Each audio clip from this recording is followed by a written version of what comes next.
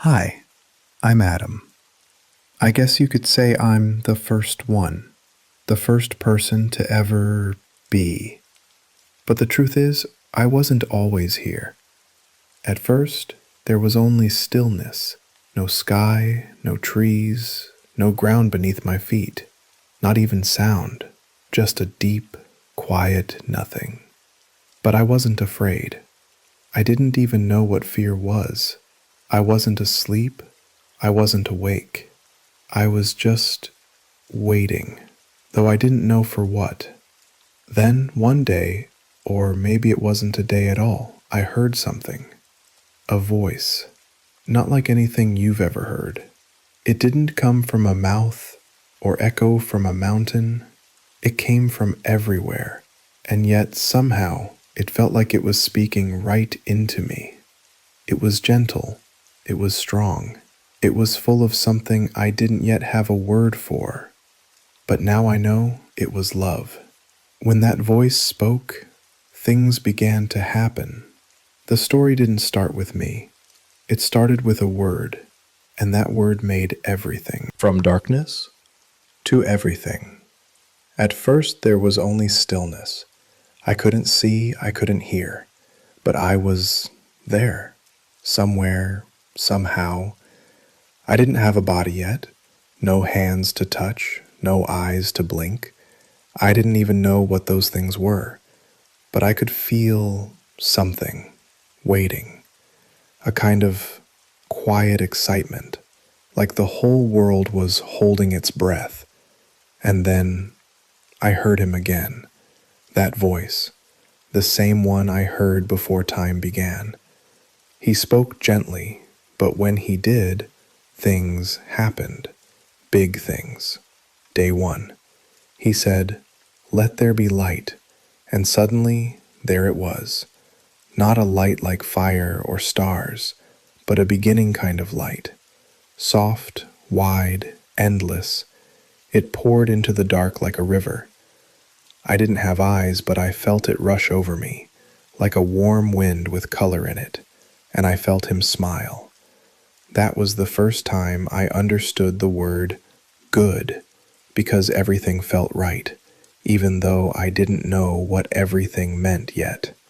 Then he made night, and I met silence again, but this silence was different.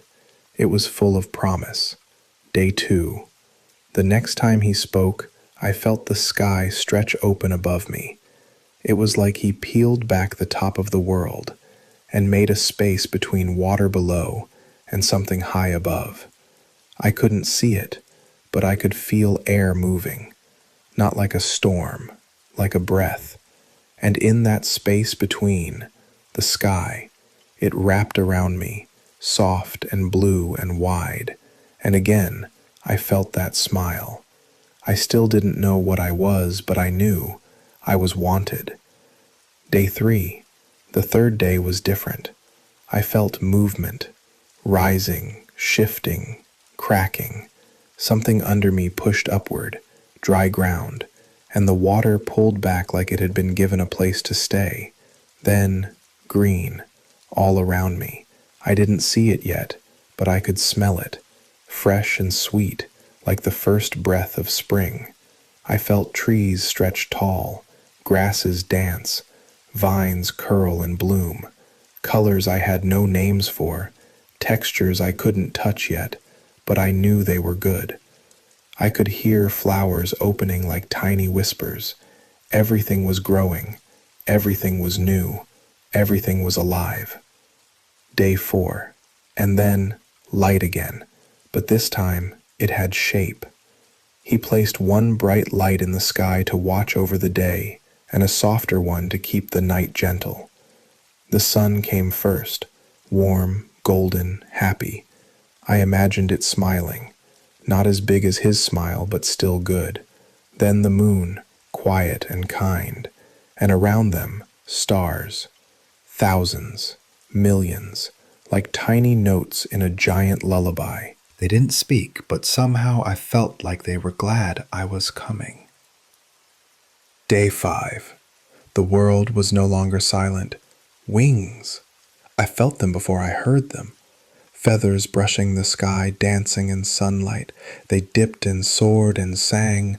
Birds filled the air like music, some fast, some slow, each one made with care. Then came the sea, alive with motion, fins, tails, bubbles, so many shapes. The water laughed. That's what it sounded like. Joy, splashing and swimming and spinning. The whole world was filling with life, but still it felt like something was missing.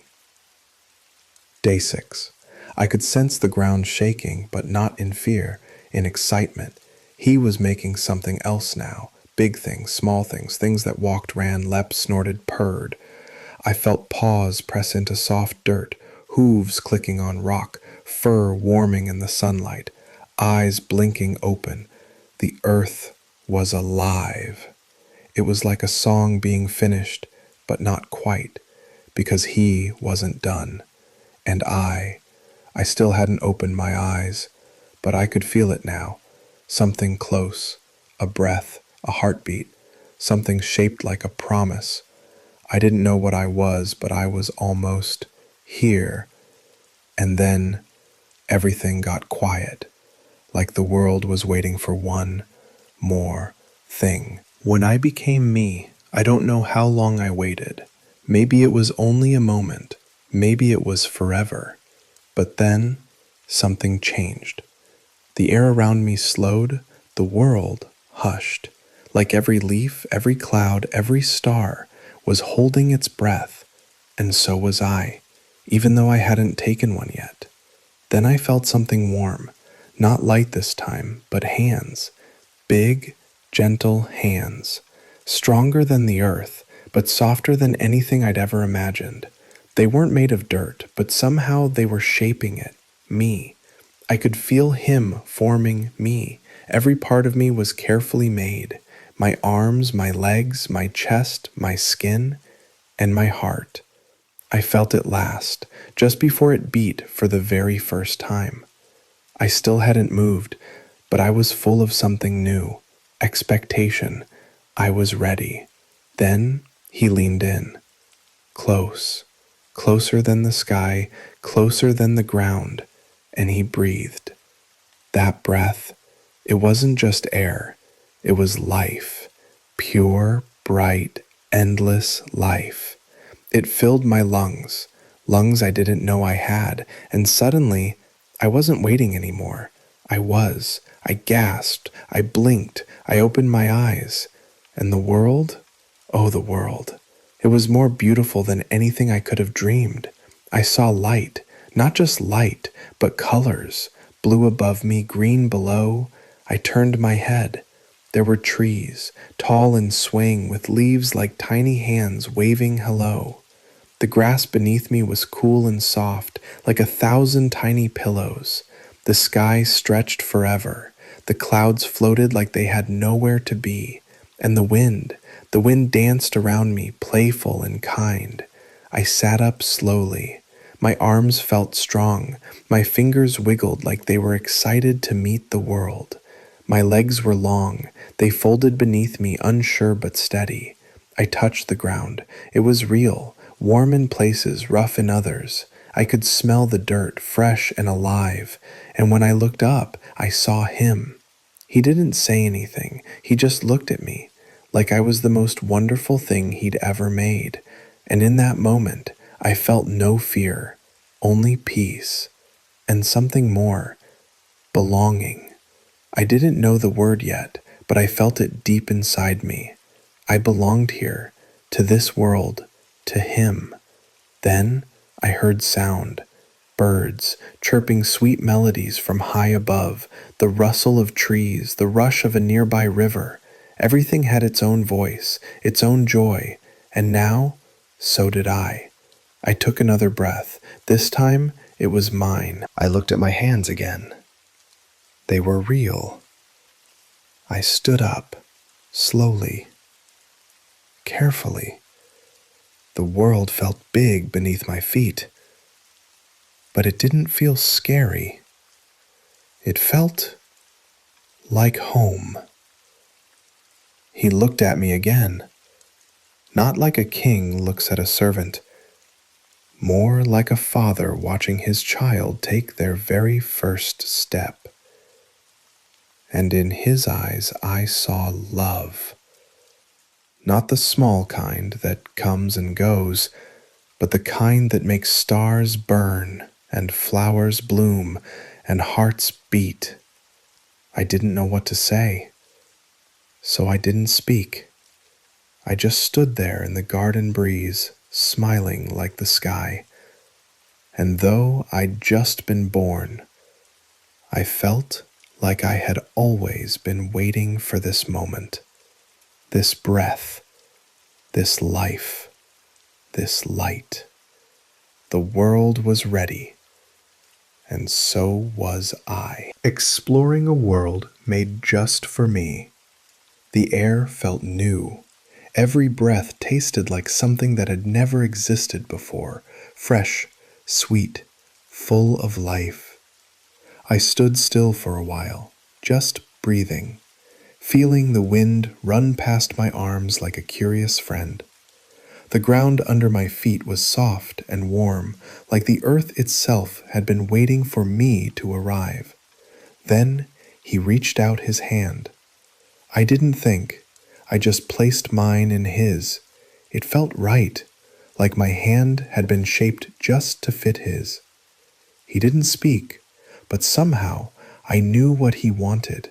He was inviting me to walk, to see, to know. And so we walked. At first, I moved slowly, unsure. My legs were strong, but unfamiliar. My feet curled slightly with each step, learning the feel of the ground. Dirt, roots, soft moss. Each one was different, but all of them welcomed me.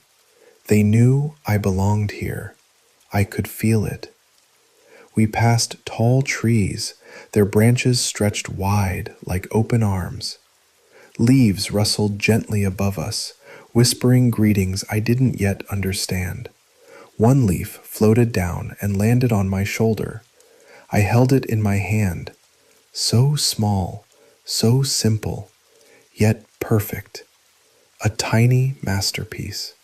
Birds fluttered through the sky, painting invisible paths with their wings.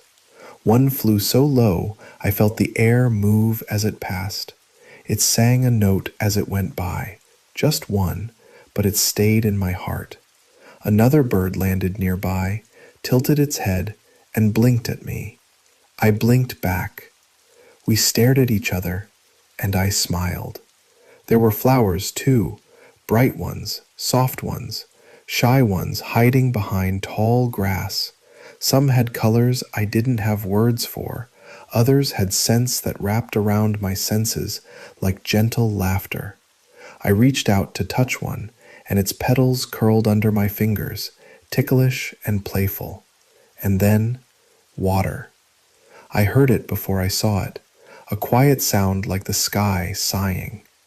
We stepped through a patch of golden grass, and there it was, a stream, winding like a silver ribbon through the earth. It sparkled in the sunlight, alive and joyful. I crouched beside it. My reflection stared back at me, curious, wide-eyed, not quite used to existing yet. I dipped my fingers into the water.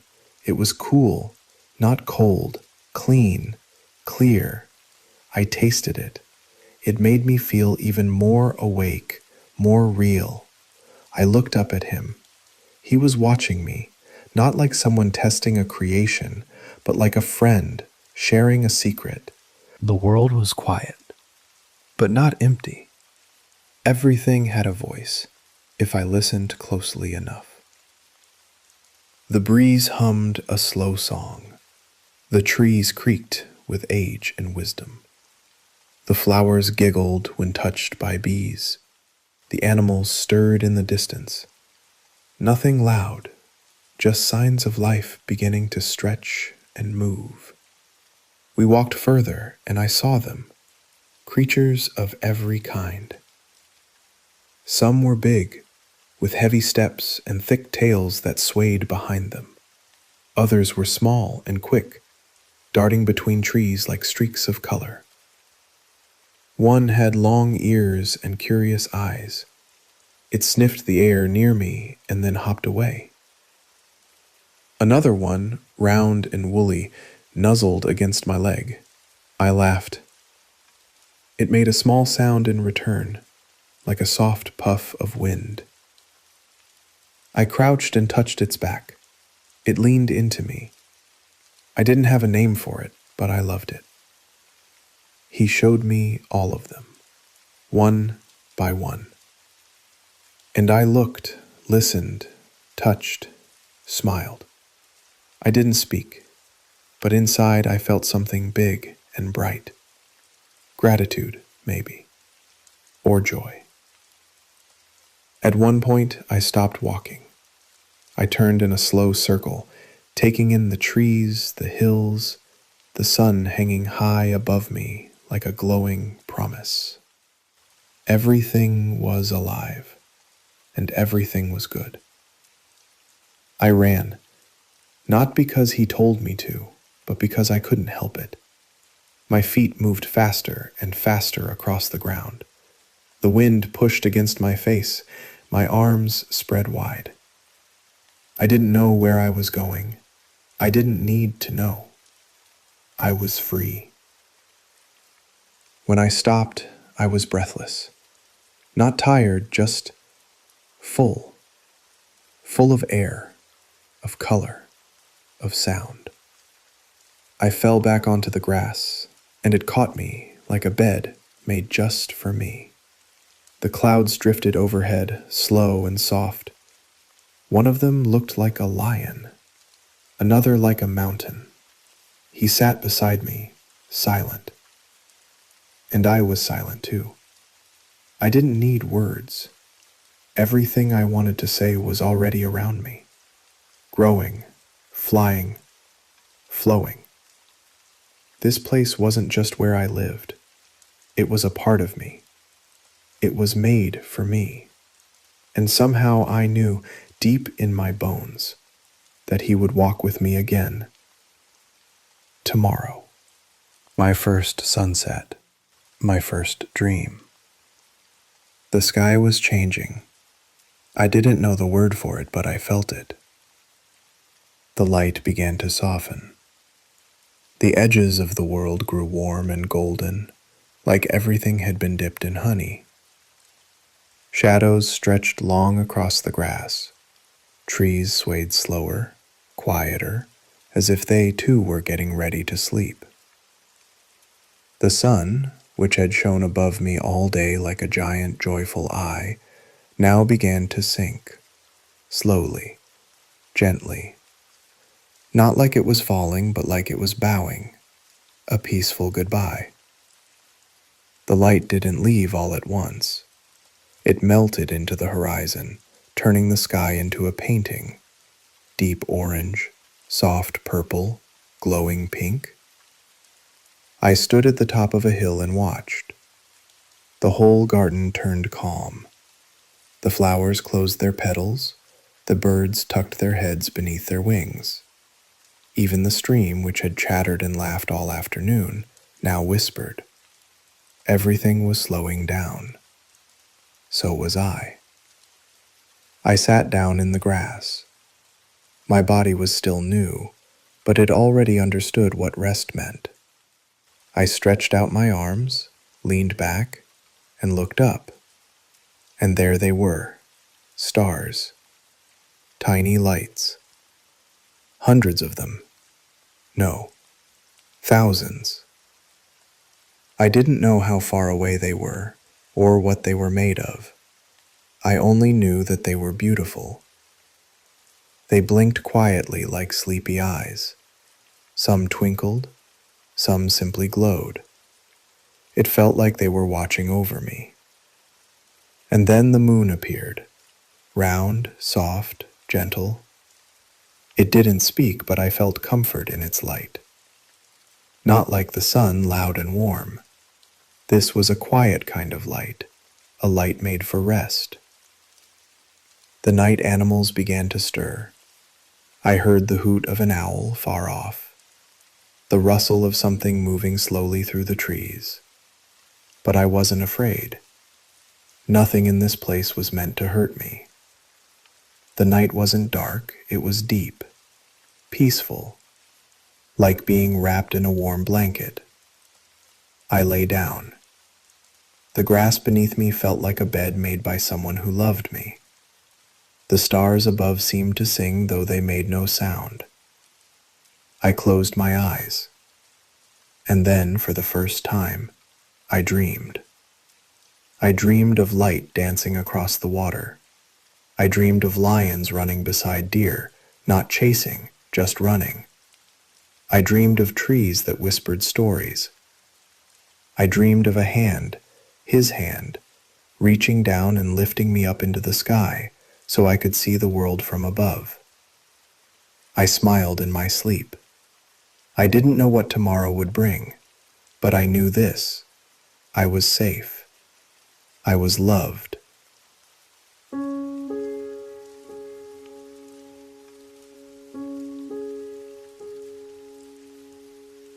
I am Adam. God created the world, the light, the sky, the seas, and all living things. Then he made me. I opened my eyes to a garden full of life and beauty. For a while, I thought that was the whole story. I walked among animals and trees. I named them all. I talked to God and listened to his voice in the wind. Everything was perfect. And yet, there was a quiet space inside me, a space I couldn't explain. It felt like something was missing. God noticed this before I did. One day he said, "It is not good for man to be alone." I didn't understand fully what he meant, but I trusted him. He told me to rest. I lay down under the trees and closed my eyes.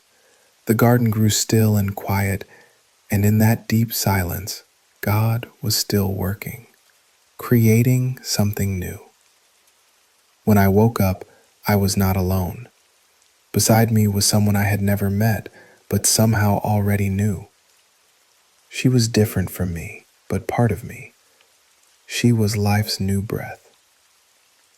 And so the story continued. When I first saw her, I forgot how to breathe.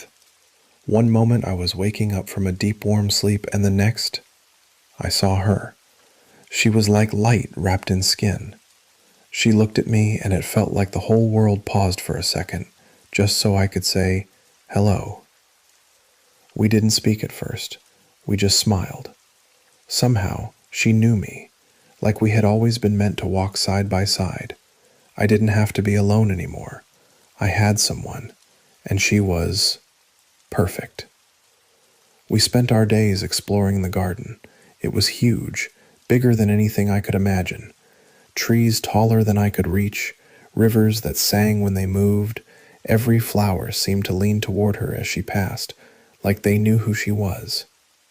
We ran barefoot on soft moss, played with lion cubs and foxes, and sometimes just laid under the trees, looking up at the sky. I'd turn my head to look at her and think, how could something so wonderful come from me? Every evening when the golden light turned soft and low, we'd hear him walking. Not loud, just the sound of peace, like the breeze through the leaves, and then his voice would come, warm, gentle.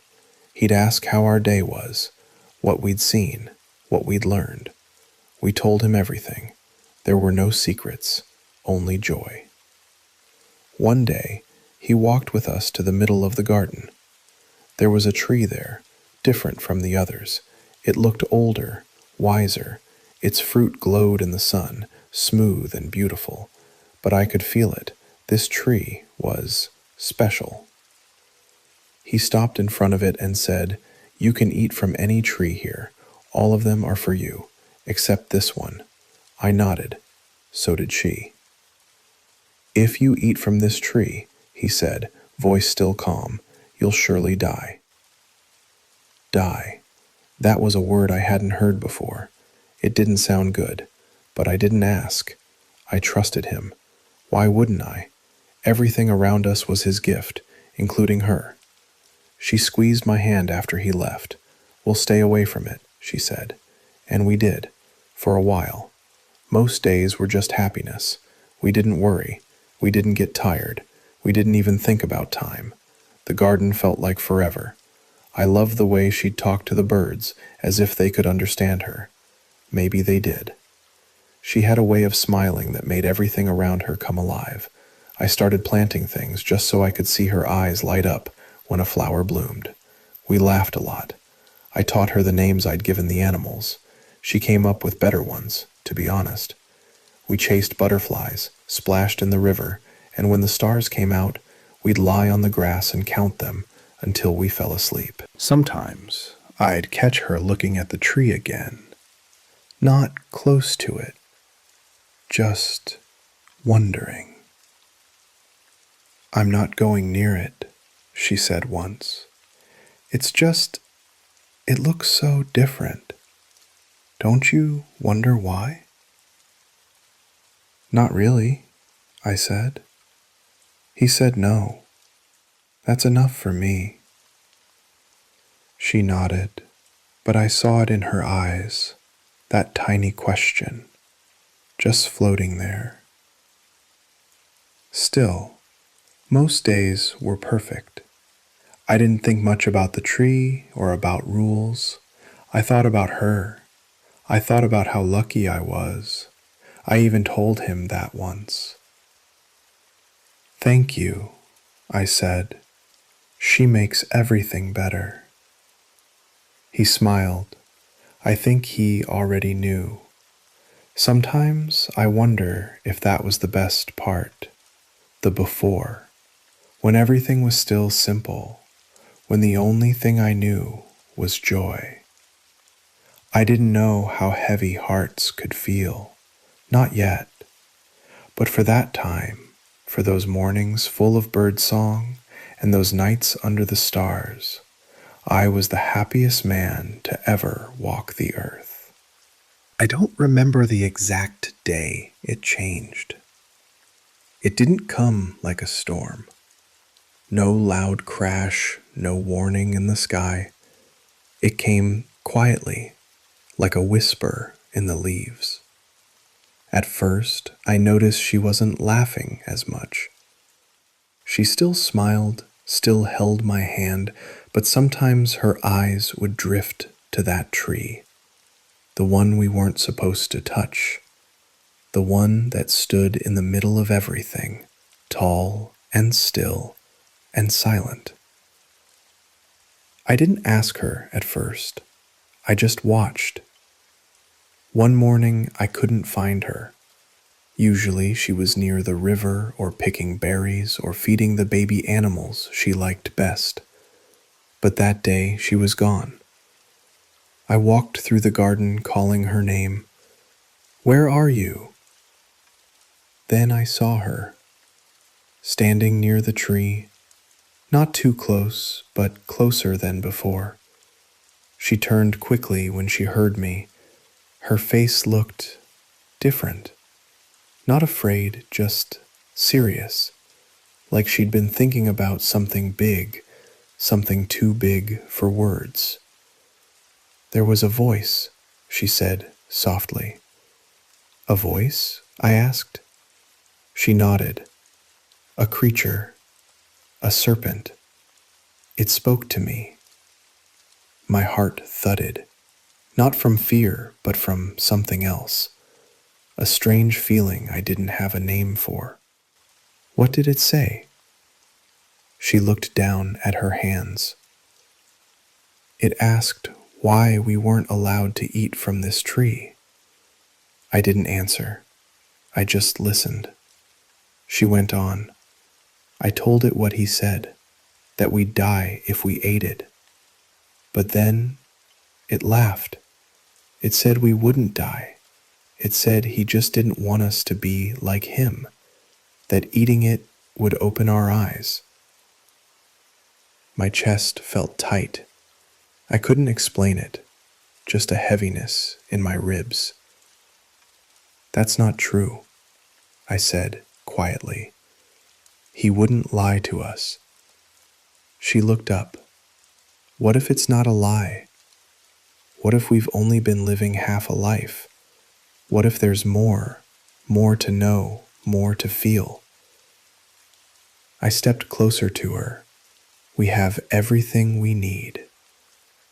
But what if we could have more?" I didn't answer. I couldn't. I was too busy staring at that fruit. It really was beautiful, smooth, bright. It looked like it held the sun inside it. For the first time, I noticed how sweet it smelled, almost like it was calling to me. She picked one. I didn't stop her. I didn't say a word. She held it for a moment. Then she took a bite. Nothing happened. The world didn't crack open. The sky didn't fall. She turned to me and held it out. "Try it," she whispered. I looked at the fruit, then at her. She didn't look afraid. She looked alive, lit from inside. Her eyes were sharp, focused. There was something new in her face I couldn't name. Curiosity, power, hunger. I reached out and took it. My fingers trembled. I bit into it. At first nothing, then everything. It was like a flood. My mind opened up too fast, too wide. Thoughts I'd never had rushed in. Questions, shame, awareness. I looked at her, and for the first time I noticed she was naked. I was too, but now it meant something. We looked away from each other. I had never felt shame before. I didn't even know the word, but suddenly I wanted to hide. Not just my body, but my thoughts, my face, all of me. We scrambled to find leaves, big ones. We tied them together with vines and covered ourselves. It was messy, clumsy. It didn't feel right, but it was better than being seen. I kept looking at the tree. It didn't feel magical anymore. It felt heavy, like the center of a mistake we couldn't undo. She touched my arm. Did we do something wrong? I couldn't answer. Somewhere far off, I heard the wind shift, the sound of footsteps on soft ground, slow, steady, familiar. He was coming, and for the first time, I was afraid. We didn't run far. There was nowhere to go. The garden had always been home. Every tree, every rock, every breeze, we knew them all. But that day, they felt different. The colors dimmed, the air felt heavy, and we felt exposed. We crouched behind some thick trees, hearts racing. We didn't talk. We just breathed, trying to stay quiet. I pressed my back against the trunk, listening.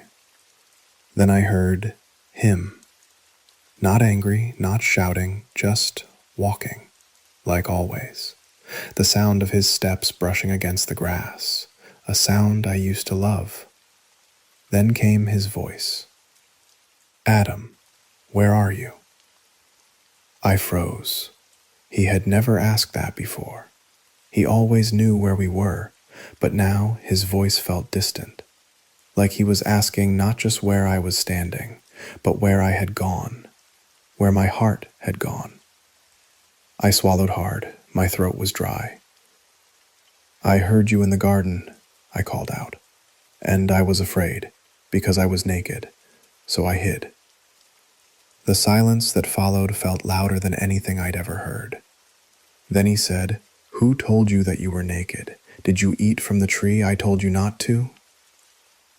My mouth opened, but no words came. I looked at her, she looked at me, and then I said, "The woman you gave me, she gave me the fruit, so I ate it." Even as the words left my mouth, I hated how they sounded, like I was pushing blame, handing over the weight of my own choice. He turned to her. She said, "The serpent tricked me, and I ate." We stood there, silent. The garden seemed to hold its breath. Then his voice changed, still calm, but filled with something deeper: sorrow, grief. He spoke to the serpent first. His words were sharp, final. He said it would crawl on its belly forever, and that there would be a war between it and us, between its kind and ours, a wound that would stretch through time. Then he turned to her. His voice was soft, but firm. He told her that life would still go on, but it wouldn't be easy. Pain would come, in childbirth, in longing, in love. Then he looked at me. He said the ground would no longer give freely. I'd have to work, sweat, fight for every bit of food. Thorns and thistles would grow alongside the wheat. He said I came from dust, and one day I'd return to it. My knees buckled. I didn't cry, not yet, not then, but my chest ached. I felt something break inside me, something I couldn't name. Still, he didn't leave us naked. He made clothes for us, real ones, not the leaves we had tied up in fear, but coverings sewn from something stronger. They were warm, rougher than the garden's touch, but they fit. He dressed us, himself, and then he led us to the edge of the garden. I don't remember the exact path. My feet moved, but my mind was somewhere else. I didn't want to look back. I couldn't. At the gate, he stopped. He didn't shout. He didn't scold. He just said, "You can't stay here." And I knew he was right. We had broken something. Not just a rule, but a kind of trust. We had seen the world one way, and now we saw it differently. The light beyond the garden looked colder, harder, but it was waiting. He placed angels there, at the gate, with swords of fire, not to punish us, to protect the way back, a way we couldn't walk anymore. We stepped out. The grass outside was rougher. The air held a bite. My hand found hers. She squeezed it. Neither of us said anything. But in that silence, I still heard his voice, not behind us, not far away, somehow still near. The first night outside the garden was cold, not just in the air, but inside me. We had never felt cold before, never known what it meant to shiver. I held her close, wrapping my arms around her, and we curled beneath a tree, too tired to speak, too lost to cry. The stars above were the same, but everything else had changed. In the garden, we never worried. Food was always there, the ground was soft, the world felt kind. Out here, everything was harder. The ground fought me. Stones bruised my feet. Plants had thorns. Rain fell sharp, not gentle like it used to. My hands bled the first time I tried to dig the earth, but I kept digging. We learned quickly. We had to. I built tools from rock and wood. She learned which roots were safe to eat. We found water. We found ways to survive. It was never easy. There were days when the sky looked angry and nights when we couldn't sleep. Hunger visited us often, but somehow we kept going. And still, he was with us. Not like before, not walking beside us in the cool of the day, not with words in the wind, but in other ways. In the sunrise that broke through clouds after a storm, in the way seeds still knew how to grow, in the quiet strength that came when I felt like giving up. One day, she looked at me with wide eyes and said, I think there's life inside me. I stared at her. What do you mean? She smiled, one hand over her belly. Something's growing. Not a tree, not food, something different.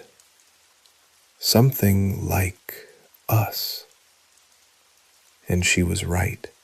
Weeks passed, her body changed. She grew slower, heavier, and one night, under a sky full of stars, she cried out in pain. It was the first time I heard her scream like that. I didn't know what to do. I held her hand. I prayed without words. And then I heard a cry. Not hers. A new one. A voice we had never heard before. She looked down, tears in her eyes, and there he was, tiny, red-faced, wrinkled and loud. Our son. We named him Cain. He was so small, so helpless, and yet he held the whole world in him. A second chance, a new beginning.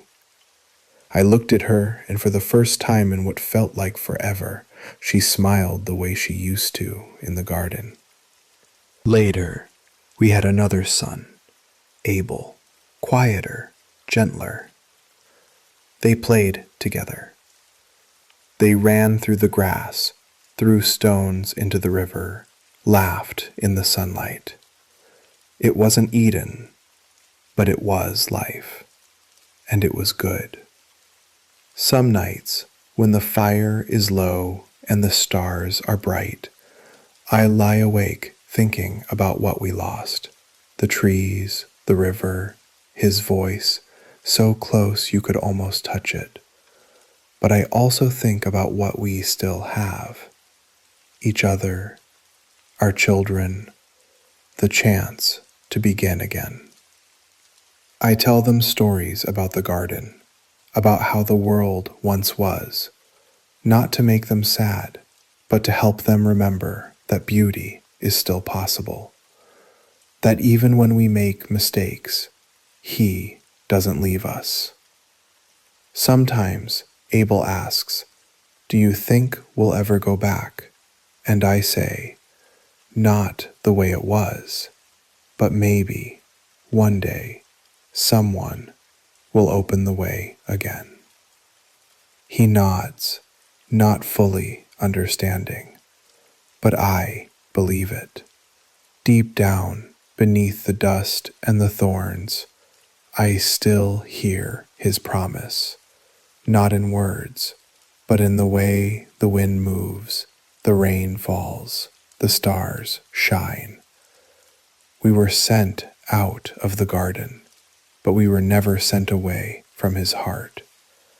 And though the world is broken, love still grows here, like seeds in hard soil, like light after night, like a whisper that never truly fades.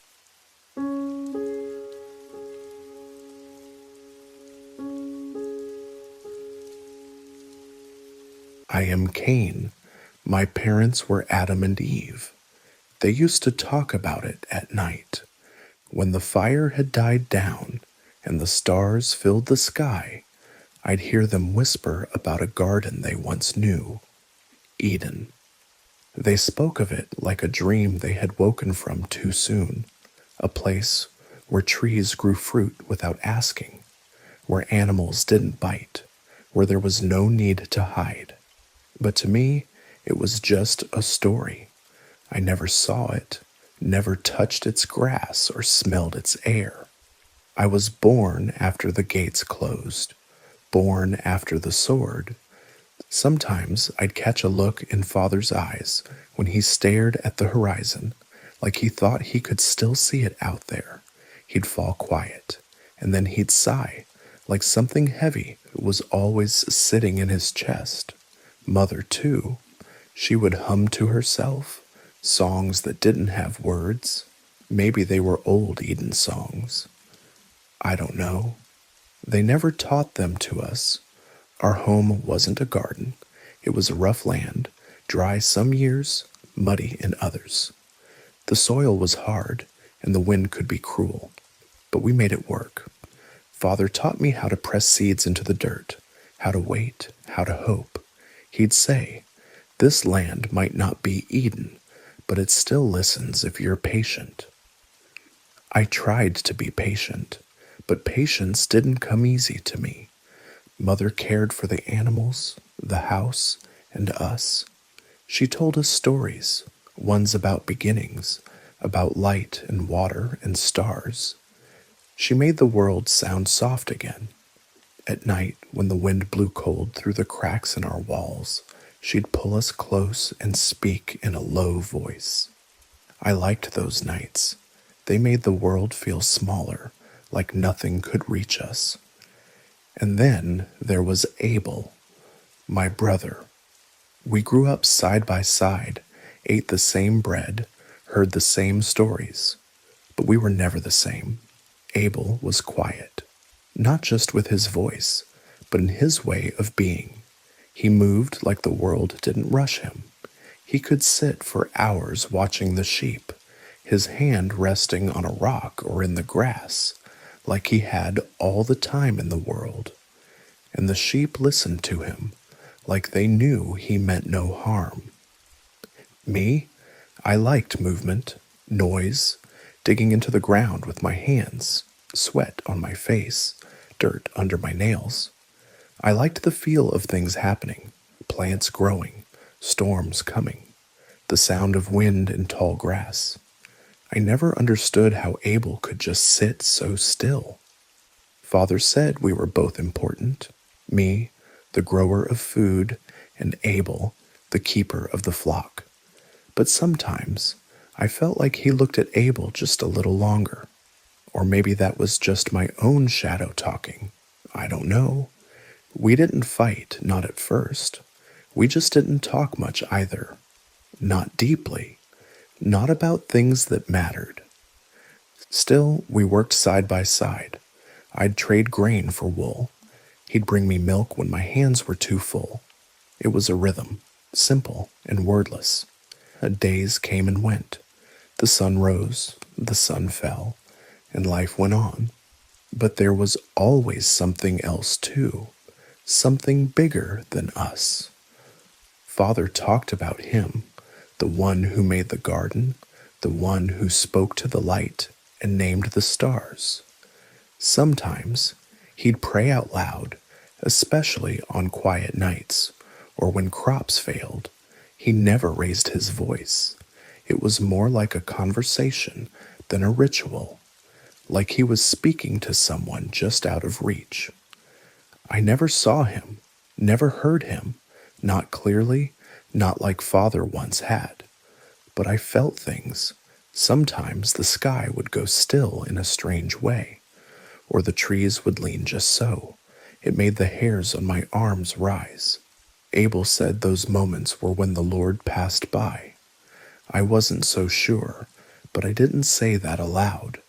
There were days when I thought maybe he was angry, not at us, but at the world, like the ground itself was cursed, like it didn't want to give us what we asked for. Thorns, weeds, droughts. Father said it hadn't always been like that.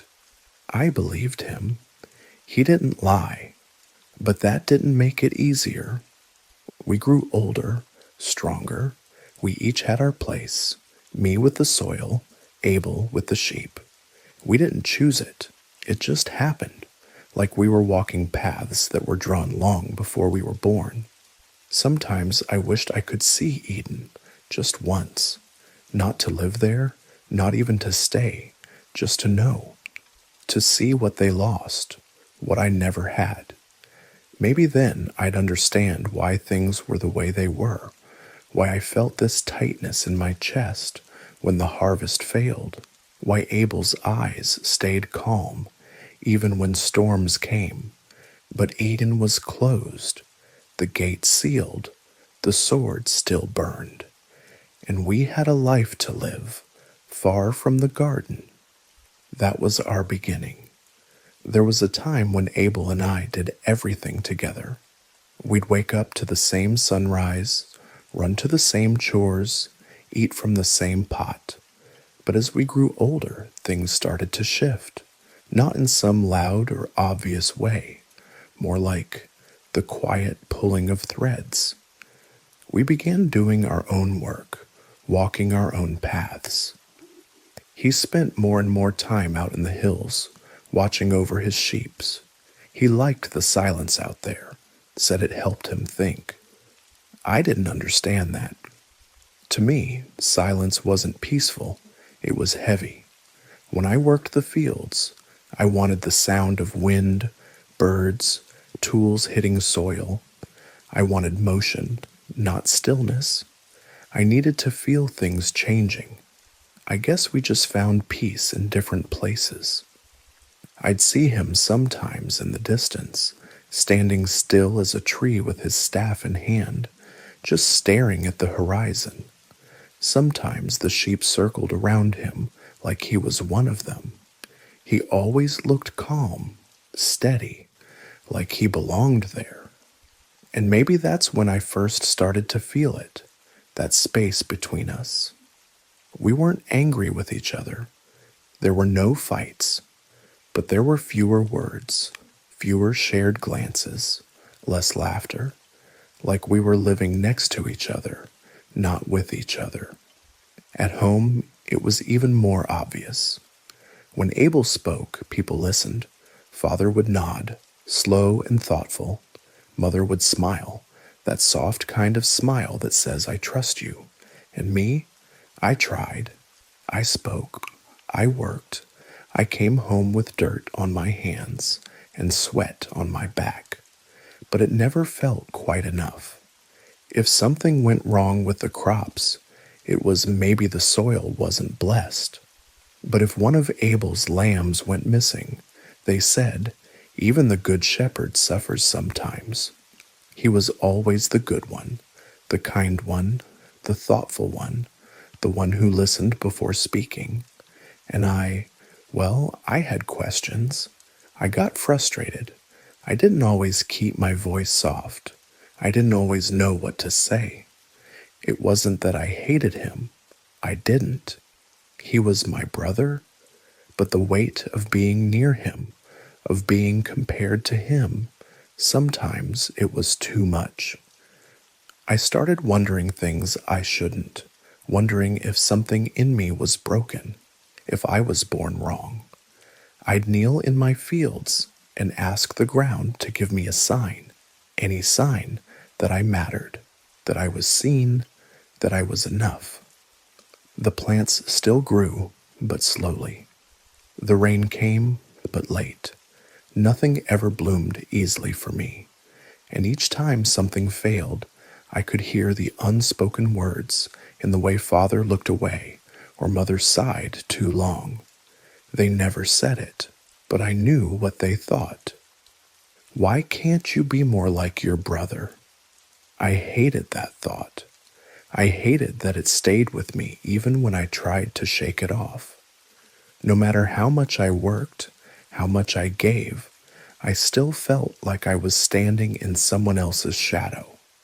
And the worst part, he didn't even mean to cast it. Then came that one morning. The air was crisp, the sun not yet high. I had just returned from checking the irrigation lines I'd dug along the western slope. My hands were blistered, and I smelled like wet clay. Abel was already back from the pasture, sitting by the fire, sharpening one of his small knives. He looked up and smiled. You've been working hard, he said. Of course I have, I muttered, brushing dirt from my arms. Someone has to make sure we eat. He nodded slowly. I know. I'm just saying. It's good that you care so much. I paused. Something about his tone. It wasn't sharp, but it felt tilted, like he was standing on higher ground. And then he added, maybe if you slowed down a bit, listened more, you'd hear him. I turned. What did you just say? Abel didn't flinch. I'm just saying, sometimes I hear his voice best when I'm still. Maybe you're trying too hard. Maybe you're not leaving space for him to speak. His words hit like cold water, not because they were cruel, but because they came from him, my brother, my little brother, telling me how to get closer to God, telling me how to fix myself, as if he knew me better than I knew myself. I clenched my jaw and stared at the fire. I didn't want to start something, not then, but I felt something in me curl inward. A part of me shut the door. He meant well. I think he always did. But well-meaning words can still cut deep, especially when they come wrapped in peace and righteousness, especially when they remind you of everything you're not. We didn't talk much after that, not in a real way. I buried myself in work, dug deeper, planted wider, carried heavier loads. Maybe I thought that if I just did more, gave more, grew more, someone would notice. Someone would say, "You too, Cain, you too are favored." But that day never came. And slowly, quietly, the space between me and my brother became more than just space. It became a silence, a heavy, aching silence that followed me even when I walked alone. We both wanted to please him. That much I know for sure. No one told us to bring an offering, not exactly, but we felt it like a pull inside. Maybe it came from Father's stories, or from the way the wind moved through the trees when the air got still. It wasn't a command, it was a feeling, a need, a hope. So we brought what we had, what we were. I brought fruit from the land, not just anything. I chose the best I could find, the golden grains, the ripest figs, the full baskets of what I'd grown with my hands and my sweat. They were clean, fresh, laid out in neat piles. I even arranged the leaves around them. I wanted it to look beautiful, worthy. Abel brought a lamb, a small one, soft and white, barely weaned. I saw him holding it close before placing it on the altar. He whispered something to it, maybe a prayer, maybe just a goodbye. We stood side by side, quiet, waiting. The air didn't move. Then it did, just a flicker. The scent of smoke curled toward his side, then rose higher. A wind touched the lamb. There was a warmth in the air, not hot, gentle, like someone had smiled. And then, nothing. My side stayed cold. My offering stayed still. No smoke, no warmth, no sign. I waited. I blinked. I stepped closer, just in case I'd missed something. But the silence didn't change. I looked at Abel. He wasn't grinning. He wasn't gloating. He stood with his hands at his sides, eyes lowered, humble, still. But it didn't help.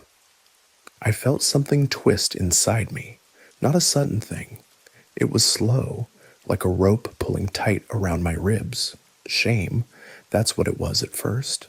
Then confusion, then something darker. I wanted to ask why. Why him? Why not me? Was my grain not enough? My figs not sweet enough? Was it the way I stood? The way I thought? Was I already wrong before I even made the offering?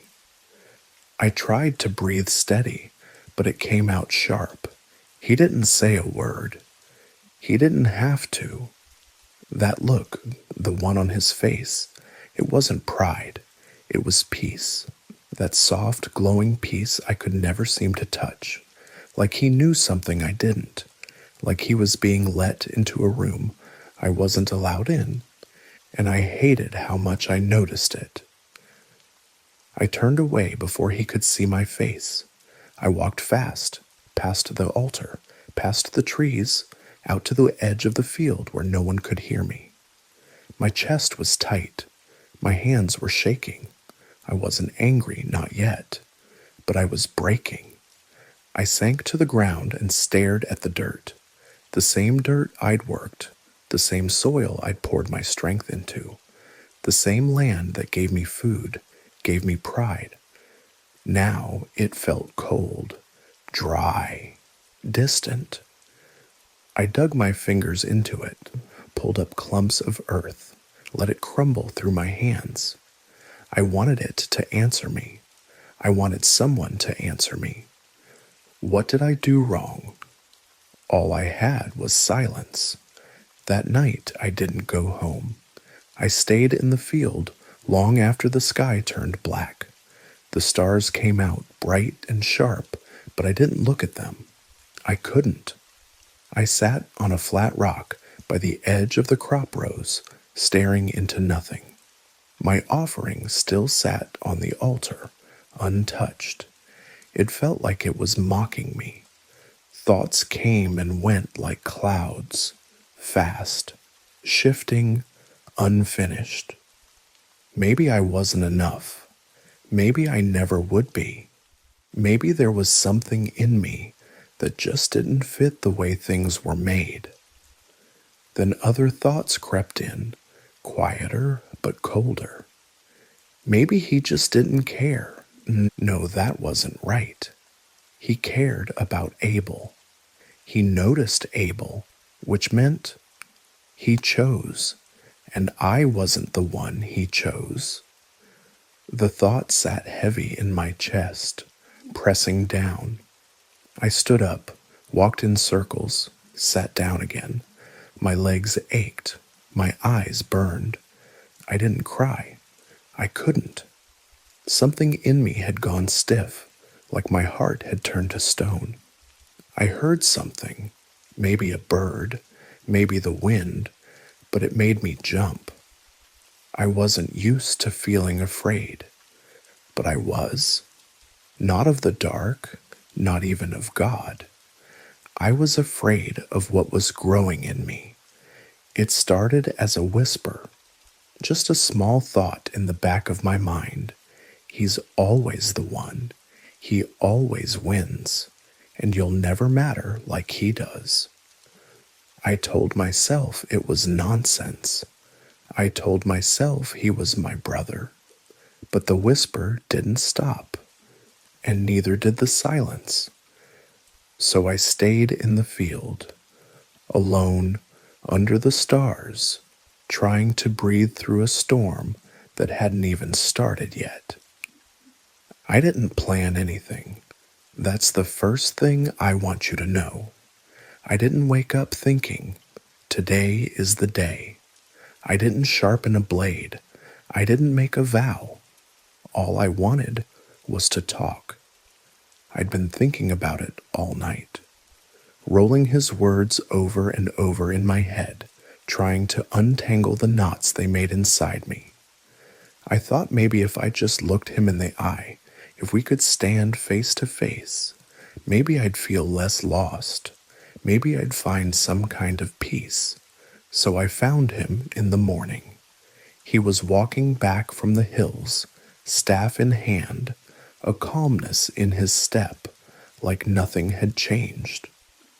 I called to him. Come with me, I said. Let's walk through the field. He didn't hesitate, just nodded and followed. That was Abel, always ready to listen. We walked side by side, the wind soft against the grass, the earth still wet from dew.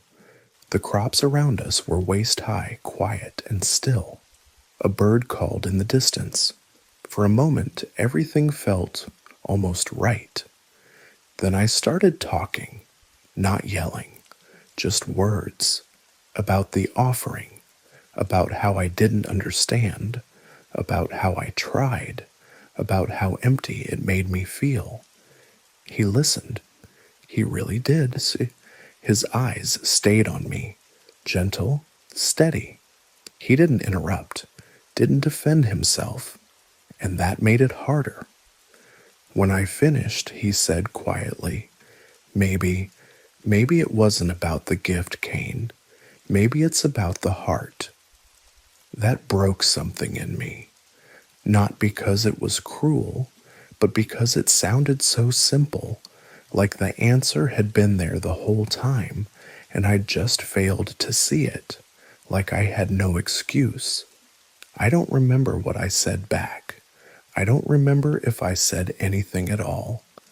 I just remember a heat in my chest, a flash behind my eyes, a sound, my own voice maybe, a shape moving in the tall grass, a breath cut short, and then he was on the ground, still. His staff lay a few steps away. One of his hands reached toward it, but didn't move again. His eyes were open, confused, not angry, not even afraid, just surprised. I stood there, frozen. The silence that followed was like nothing I'd ever heard. Not peaceful, not natural, just empty. I dropped whatever was in my hand. I think it was a stone. I stepped back, then forward, then fell to my knees beside him. Abel, I said. He didn't answer. I said it again, softer this time. Abel. But he was gone, gone like a breath leaving the body, gone like a candle when the flame disappears, but the smoke still curls in the air.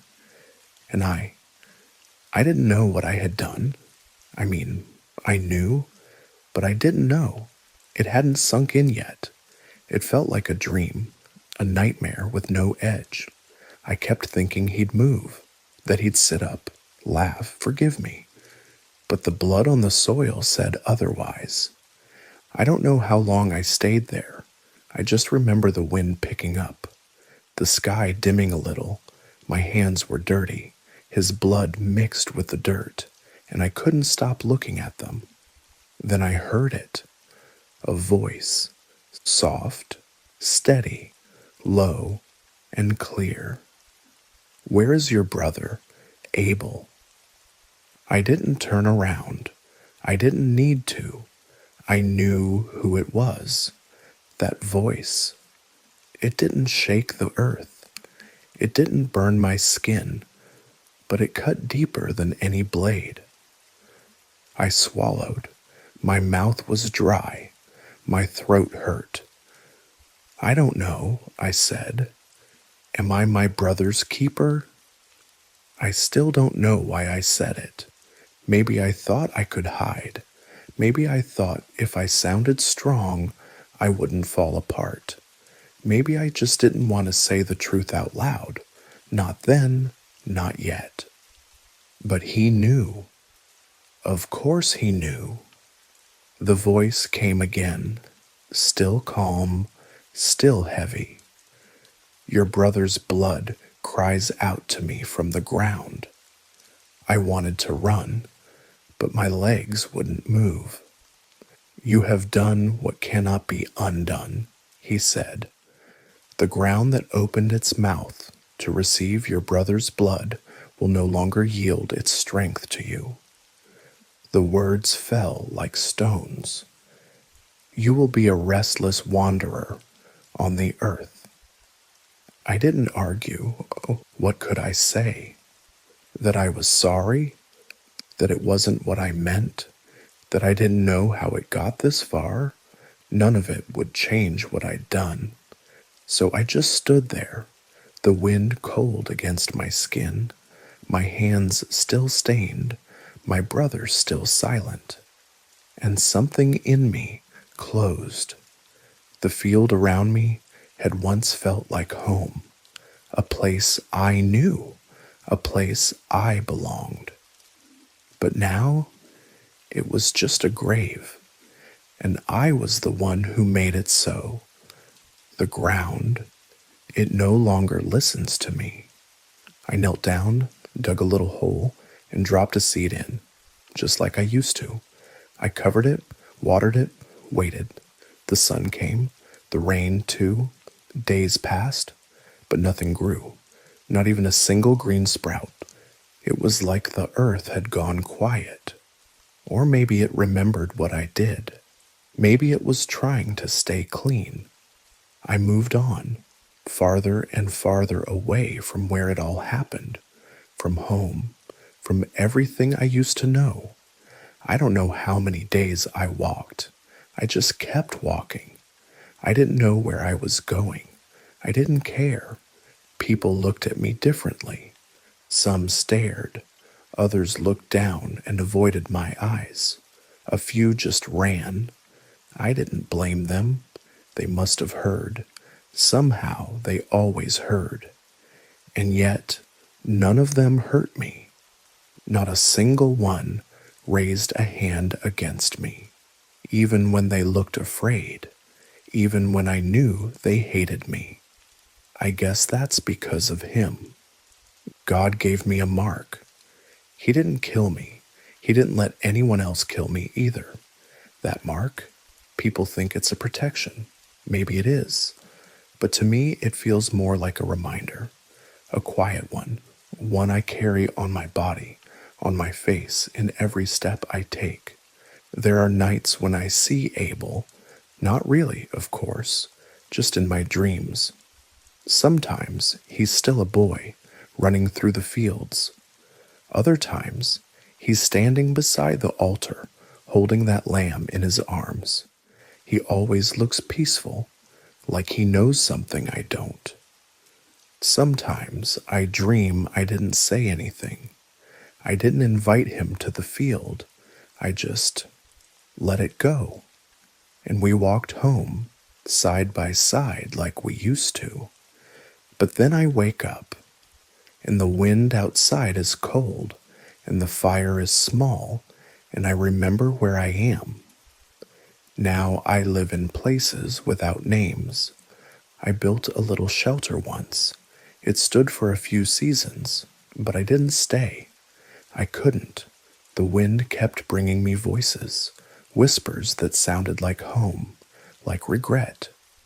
So I left again. I've seen mountains and rivers. I've crossed valleys filled with fog and deserts where the air burns your throat.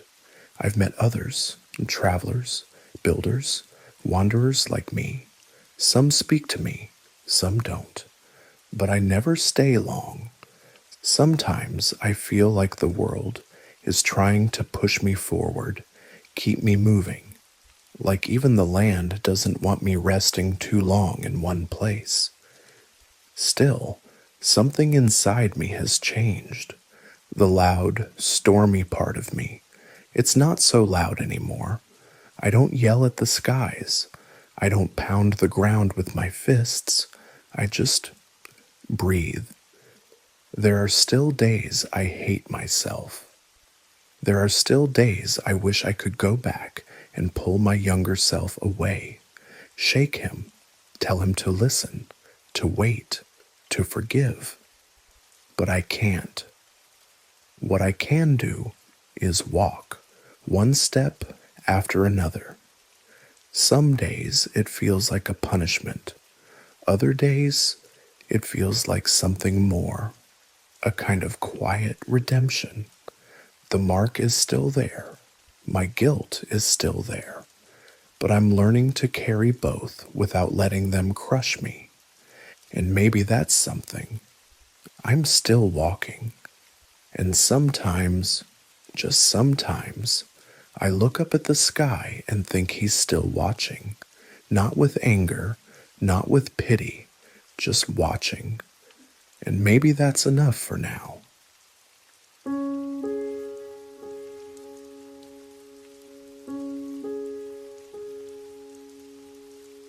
I am Noah. When I was a boy, the world felt wide and full of wonder. I remember lying on my back at night, outside our tent, watching the stars. They were so many, like tiny lanterns hanging from the sky. I used to imagine someone up there was watching me.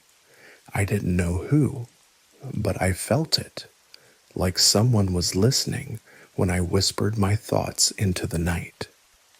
The desert was quiet after sunset. The wind would move softly through the sand, and the fire would crackle beside me. My little brothers would already be asleep, but I liked to stay up a bit longer, just me and the stars. That was my favorite time of day. Everything felt peaceful. I didn't have the words for it back then, but I think that was the first time I felt close to something, bigger than myself. Sometimes I'd make shapes out of the stars: a lion, a river, a hand reaching down. Maybe it was silly, but I felt like the sky was trying to talk to me. I just didn't know how to understand it yet. My grandfather, Methuselah, was the oldest man I ever knew. His beard was long, his back was bent, but his eyes were full of fire. He loved to tell stories, especially right before bedtime. I'd curl up beside him, and he'd begin with that deep, slow voice of his. He told me about a garden, so beautiful it didn't feel real. It was called Eden, he'd say, a place where everything was perfect. No pain, no death, just peace. And God walked with people like you walk with a friend. I used to close my eyes and picture it. Trees heavy with fruit, rivers as clear as glass, lions sleeping beside lambs. I'd imagine myself running through that garden, barefoot, laughing. We were made for that kind of life, Grandpa would whisper. We were meant to live close to God. But the stories always turned sad. He'd tell me how people turned away, how they stopped listening to God, how the garden was closed. Every time I'd ask him, why did they do it? And he'd just sigh and say, because we forget. We forget who we are. I never forgot those words. Even as a boy, I felt like something wasn't right in the world. And somehow, those old stories made me want to live differently. It was a warm evening. I was helping my father tie up some woven baskets when I heard him say a name I didn't recognize. Yahweh, he said softly, almost like he was afraid to speak it too loud. What does that mean? I asked. He looked at me for a long moment. Then he said, that's his name, the one who made everything, the one Grandpa tells stories about. I felt a strange chill, like a breeze had passed right through me. That name, it sounded powerful and gentle all at once, not like the names of our neighbors' gods. Those names sounded harsh, but Yahweh, that name made me want to listen. Can I say it too? I asked. He nodded, but only with respect, only when your heart means it. So I tried. I whispered it into the night. Yahweh. I didn't know what I was doing, not really. But in that moment, something changed in me. I began to wonder if that quiet voice I felt under the stars was his. I began to talk to him more, even if I didn't always get an answer. As I grew older, I started to notice things I hadn't seen before. People were angry, loud, mean. Fights broke out over the smallest things. I saw men cheat one another in the marketplace. I saw children left hungry while others threw food away. I saw my neighbors hurt animals just for fun. There was a boy in our village who used to chase birds with stones. I asked him why he did it, and he just laughed, because I can. That answer stayed with me. It scared me. One time I saw a group of men steal a traveler's things and push him down into the dirt. I ran to get help, but no one wanted to get involved.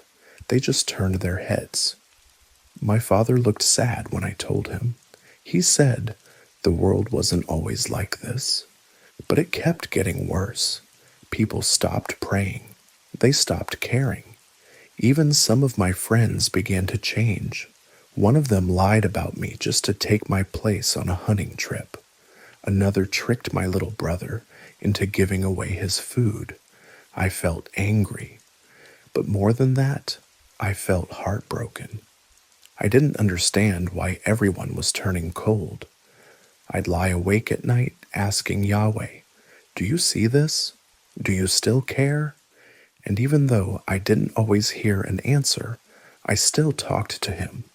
Maybe it was foolish, maybe not, but it helped me feel like I wasn't alone. Something deep inside me knew this wasn't how the world was meant to be, and I couldn't shake the feeling that something big was coming. When I was about a man, maybe just past 20, I started to feel something different inside me. It wasn't loud. It wasn't scary. It was like a quiet wind brushing across my heart, like someone gently calling my name, but without a voice. I'd be working or walking through the fields, and suddenly I'd stop. I didn't know why, but I'd feel still, like time paused for a moment, just long enough for something to touch my soul. At first, I thought it was just my imagination. I didn't tell anyone. I mean, who would believe me? But this quiet feeling kept coming back.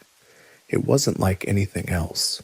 It was calm and strong at the same time, like it knew me better than I knew myself, like it saw everything I was trying to hide and didn't turn away.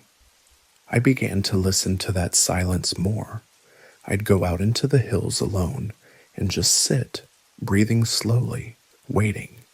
I didn't hear words, not right away, but I felt like someone was nearby, someone who knew the world was broken, someone who was sad about it, someone who wanted me to listen. I remember one evening, the sky was full of golden light, and I felt it again, that quiet inside. And suddenly, it wasn't just a feeling anymore. It was a voice, not like any voice I'd heard before, not from the outside. It came from deeper than thought, a whisper that felt ancient. It said, "Noah." That was all, just my name, but I knew it wasn't coming from me. The voice came again days later, and again. Each time it brought a stillness I can't describe. I began to speak back, not out loud, just in my heart. I asked questions, I shared worries, I confessed things I didn't even understand, and over time the voice grew clearer. It didn't shout, it didn't rush. It waited until I was quiet enough to hear it. One night I asked, "Why are you calling me?" And I felt this weight, this sadness settle deep in my chest. Not mine, but his, like a sigh that had been waiting for years to be heard. I don't know how to explain it fully, but I understood the world was breaking God's heart. He showed me people through his eyes, the cruelty, the greed, the lies, the violence. He saw it all. Not just the big things, but the small choices that people thought didn't matter. The cheating, the pride, the way kindness was treated like weakness. It had gone on for too long. And the earth, his creation, it was groaning under the weight of it all. I felt his grief more than I heard it, like a father watching his children fight, destroy, forget him completely. And yet, within that sadness, I felt something else. Hope. A small spark. Like he wasn't ready to give up. Not yet. Not completely. Then came the part that shook me. He said to me, in that quiet, unmistakable voice, "Noah, I'm going to wash the world clean." but I want you to build an ark. I just stood there. I didn't move. I didn't even breathe. I thought, did I imagine that? A boat? For what? Rain? A flood? I had never seen a flood. Not like that. Sure, there were heavy rains once in a while, but nothing that could carry away cities. Not something that would need a boat the size he was describing. It didn't make sense. I asked, did I hear you right? And again, that same calm voice returned, clear, steady. Build it, make room, bring animals, prepare your family. I didn't sleep much that night. My head was spinning. The world had gone dark, but I sat by the fire replaying every word, every feeling. A part of me still doubted. Maybe I was just dreaming. Maybe it was madness. But another part, deep, steady, believed. And that part wouldn't let go. The next morning, I told my wife. I expected her to laugh, to shake her head and say I was overtired, but she didn't. She looked at me closely, saw the seriousness in my eyes, and said simply, "Then we build." I went to my sons next, Shem, Ham, and Japheth. Strong boys, curious. I told them everything. The voice, the sadness, the warning, the boat. They were quiet for a long time. Then one of them, Shem, I think, said, "How big are we talking?" And just like that, they started sketching the frame with sticks in the dirt. I was stunned. I asked them, "You believe me?" And they said, "You've never lied to us. Why would you start now?" It was more than I had hoped for. I thought I'd have to beg them, argue, prove it. But they trusted me, maybe more than I trusted myself. And deep down, I knew it wasn't really about trusting me. It was about trusting the one who called me. We didn't shout it from the rooftops. We didn't try to convince the whole world. We just got to work, quietly, faithfully, day by day. I didn't know how it would all happen. I didn't even fully understand why he chose me. But I had heard his voice, and I couldn't unhear it. So we began, one plank at a time. We started early each morning, before the sun got too high. The heat would come fast, and the work was heavy. My sons and I spent our days cutting trees, shaping beams, and hauling wood. My hands grew rough, my back sore, but there was something steadying in the rhythm of it all. Chop, carry, building, repeat. It gave us something to focus on, something bigger than ourselves. We didn't have special tools or plans drawn on scrolls, just the instructions I was given, and a sense in my heart when something was right or not. Every piece had its place. Every measurement mattered. It was slow work, painfully slow sometimes. Days when the wood split the wrong way, or when rain soaked everything and we had to start again. People watched us. At first, they were curious. Then they laughed. Some would walk by and shout things like, "Building a boat in the desert? You expecting a sea to grow under your feet?" Others called me names, madman, dreamer, fool. A few brought their children just to point and giggle. I kept my head down. My sons did too. But I could see the anger building in their eyes. It wasn't easy. Hearing those voices every day, working so hard while others mocked. Some days I wanted to shout back, but I didn't, not once. I reminded my boys, we're not building this for them. We're building it because he asked us to. That became our anchor, and still we built.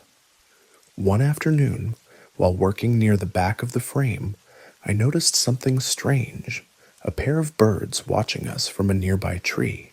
Nothing unusual at first, but then I noticed two foxes not far behind them, then two deer, 2 squirrels. They weren't just passing by, they were watching, calm, quiet, waiting. I didn't say anything at first. I thought maybe I was tired, seeing patterns where there weren't any. But the next day, more came. 2 goats, 2 rabbits, then a pair of small wildcats. They didn't attack each other. They didn't flee. They just stood in the shade, eyes on the boat. My sons saw them too. Are they coming to us? One of them whispered. I nodded. They're coming to him. And then we knew this wasn't just about us. We were part of something far beyond our understanding, something only God could arrange. The animals weren't afraid. They didn't resist. They came because they were called, just like I had been. So we began building stalls and spaces inside the ark, shaping them with care. Some animals arrived dirty, wounded, tired. We cleaned them, fed them. The work doubled, tripled, but none of us complained, because every pair that came felt like another whisper from heaven, saying, keep going. In the evenings, after the tools were laid down and the fire was lit, we would sit together, me, my wife, our sons, and their wives. The stars would come out, the wind would quiet, and we would pray. Not fancy prayers, not long ones, just simple, honest words. Thank you for today. Please give us strength for tomorrow. Protect the animals. Help us keep going. And somehow, we always had just enough strength to rise again the next day. We talked more during those years than we ever had before, working together, sweating together. It brought us close. We shared stories, dreams, fears. We sang while we worked. We cried sometimes too. But always, always, we returned to that quiet voice that had started it all. It became the center of our life. The ark wasn't just a boat. It was our act of trust. Every board we nailed down said, we believe you. And then, one day, I realized something. I didn't hear the mocking anymore. I don't know if people stopped, or if I'd simply stopped listening. The work had changed us. We were no longer building for the world's approval. We were building through obedience. I remember the moment it all came together. The frame was done, the inside finished, stalls built, food stored, doors crafted, pitch sealed every seam. The sky was cloudy that day, but the air was still. I held the final wooden peg in my hand, smooth, strong, shaped by weeks of careful work. My sons stood around me, waiting. No one said a word. I raised the hammer, took a breath, and drove it in. It echoed, not just through the ark, but through my chest, like the sound of an ending and a beginning. My eyes filled with tears, though I wasn't sure why. Relief, maybe, or awe, or both. We stepped back and looked at what we had built. It was huge, solid, beautiful in its own strange way. We didn't cheer. We didn't dance. We just stood there, quiet, watching the wind move across the fields, watching the clouds gather. My wife slipped her hand into mine. My sons put their arms around each other. The animals waited in calm silence behind us. The ark was ready, and so were we. The animals had all come, 2 by 2, just like he said. Some walked, some crawled, some flew in from places I'd never seen. My sons guided them in carefully. My wife made sure they were fed. The stalls were full, the supplies were packed, everything was done. There was nothing more to prepare. And then he told me it was time. I stood at the door of the ark. My heart beat slow and heavy. Outside, the sky had turned strange. Not dark, not bright, just heavy like it was holding its breath. People had gathered nearby, curious again. Some still laughed. Others stood silent, watching. No one came closer. I turned to look at my family. They were already inside, waiting. I took one last breath of the open air. Then I stepped in. The door. It closed on its own. I heard it. A deep, low sound of wood against wood. Final. Strong. Not slammed. Just closed. Like a seal being pressed shut. And then silence. A kind of silence I'd never felt before. Not empty. Not dead. Just still. Like the world itself had paused. Even the animals were quiet. No hoofbeats, no flapping wings, no growls or chirps, just the sound of our breathing, the faint creak of the ark's timbers. My wife sat near me, her hand clutching mine.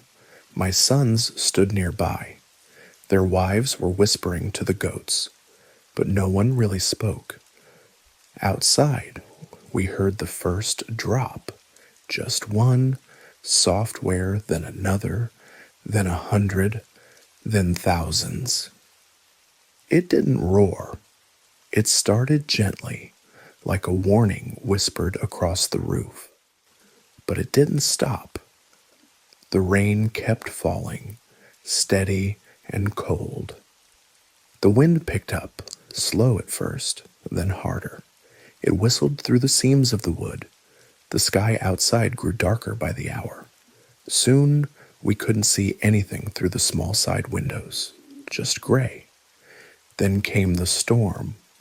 The wind slammed against the sides of the ark, rattling the beams. Lightning flashed. Thunder cracked like the sky was splitting apart. The animals began to move, restless, uneasy. My sons and I calmed them as best we could. My wife sang quietly to the younger ones. I knelt beside a frightened calf and rested my hand on its back. And then I prayed. We all did. We huddled together, my sons, their wives, my wife and I, and we prayed, not with big words, just with trembling hearts. God, you told us to come in. Please stay with us now. Outside, I could hear voices, screaming, crying. I knew what it was, though I couldn't bear to think too long on it. People had seen the waters rise and realized it was too late. My chest ached. I wanted to run out, open the door, pull them in, but I couldn't.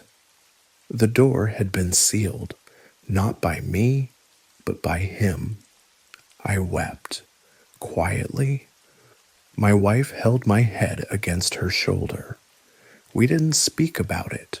We just cried and prayed and waited. The water rose quickly. I felt the first sudden shift, the ark lifting, a strange feeling, being pulled upward without moving your feet. The floor tilted just slightly, then evened out. We were afloat. That first night, we barely slept. The ark creaked and groaned. The rain beat down like drums. The wind screamed through the black sky. The animals cried out now and then. Some shivered, some paced. I sat with them through the night, whispering soft words, though I don't know if they understood. Maybe they did. Maybe that's why they came. Day after day, the rain didn't stop. Morning blurred into evening. Light and darkness were hard to tell apart with clouds so thick. But we kept count. 40 days, 40 nights. We waited, listened, slept in turns. My sons took shifts walking the length of the ark, checking for leaks, feeding the animals. We told each other stories to pass the time. We laughed once in a while when the chickens jumped into someone's lap or when the monkeys stole berries from the supply baskets. But mostly we were quiet, just listening, just waiting. The water covered everything. I saw mountaintops vanish, one after another. There was nothing left of the world we had known, only water below and sky above. The ark floated gently most days, but sometimes the winds would return. We'd brace ourselves, hold on to the walls, sing songs to calm the animals. But the ark held. It always held. Weeks passed, then months. The rain had stopped, but the water didn't leave. It just sat there, still and endless. One morning, I climbed up to a small hatch and opened it to feel the air. The breeze was cool and quiet. No more thunder, no more storms, just peace. I stood there for a while, breathing it in, and then I remembered the dove. I'd kept a few in a small cage near the front. I reached for one, held it gently, and whispered, "Go. Find us dry ground." It flew up into the sky, wings wide and white, and vanished into the mist. We waited all day, but it came back, wings tired, feet empty. It landed on my arm and tucked its head under its wing. No land, not yet. I sighed, patted its head, and returned it to the cage. 7 days later, I tried again. Same dove, same flight. But this time, when it came back, it had something in its beak. A leaf, small, green, fresh. My hands trembled. I showed it to my wife, to my sons. No one said a word. We just stared at it, passed it gently from hand to hand. The first living thing we'd seen in months, so a sign, hope. The water was going down.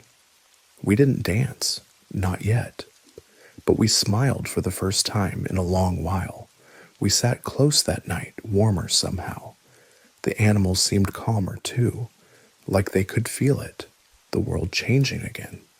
The dove had found something we couldn't see yet, but soon we would. The day I saw dry ground again, I didn't believe it at first.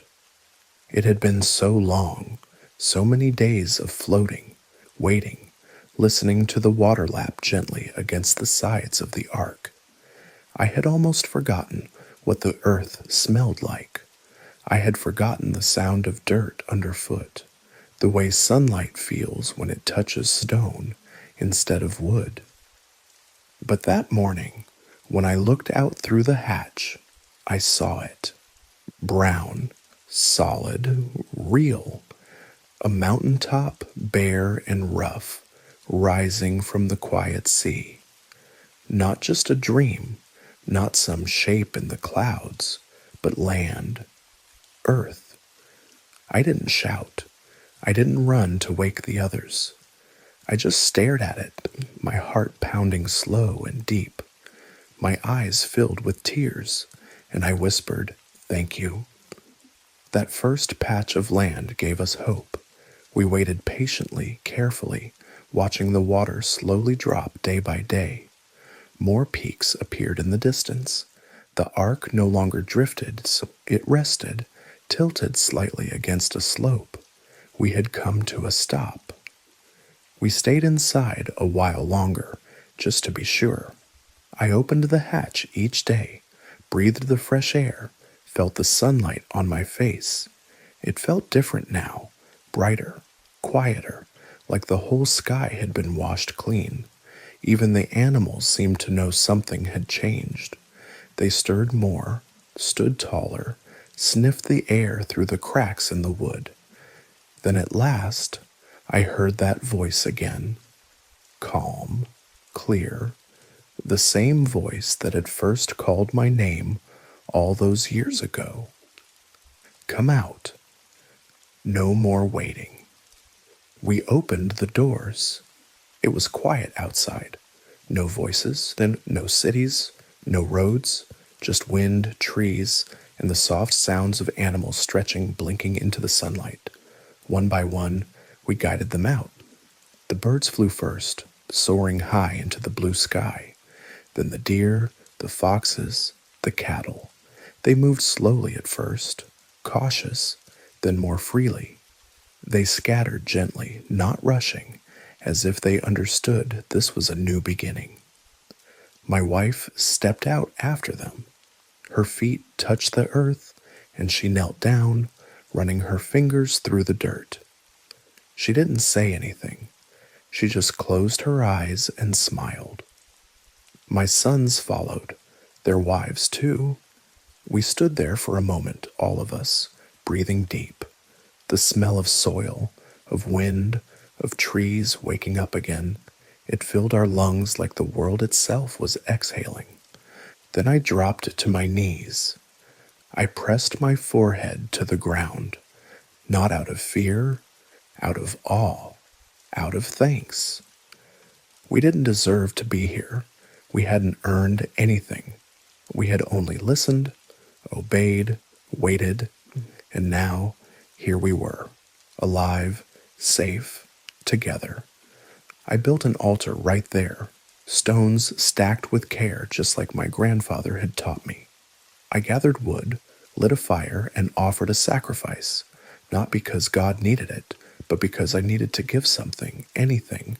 It was my way of saying, I remember, I trust you, I thank you. The smoke rose gently into the sky.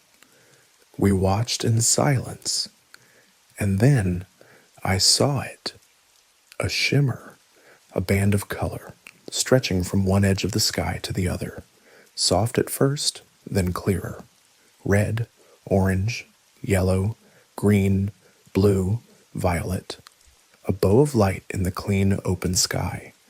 It was beautiful, not just because of the colors, but because of what it meant. I didn't need a voice to explain it. I could feel it in my chest. This wasn't just for me. It wasn't just decoration. It was a promise, a reminder that we were not forgotten, that even after judgment there is mercy, even after loss there can be peace. The wind blew gently through our clothes, the trees rustled, the animals grazed in quiet freedom. My family stood close, arms around each other. No one spoke. We just stared up at that rainbow, letting the colors sink into our hearts. A sign in the sky, a promise on the earth. We were home.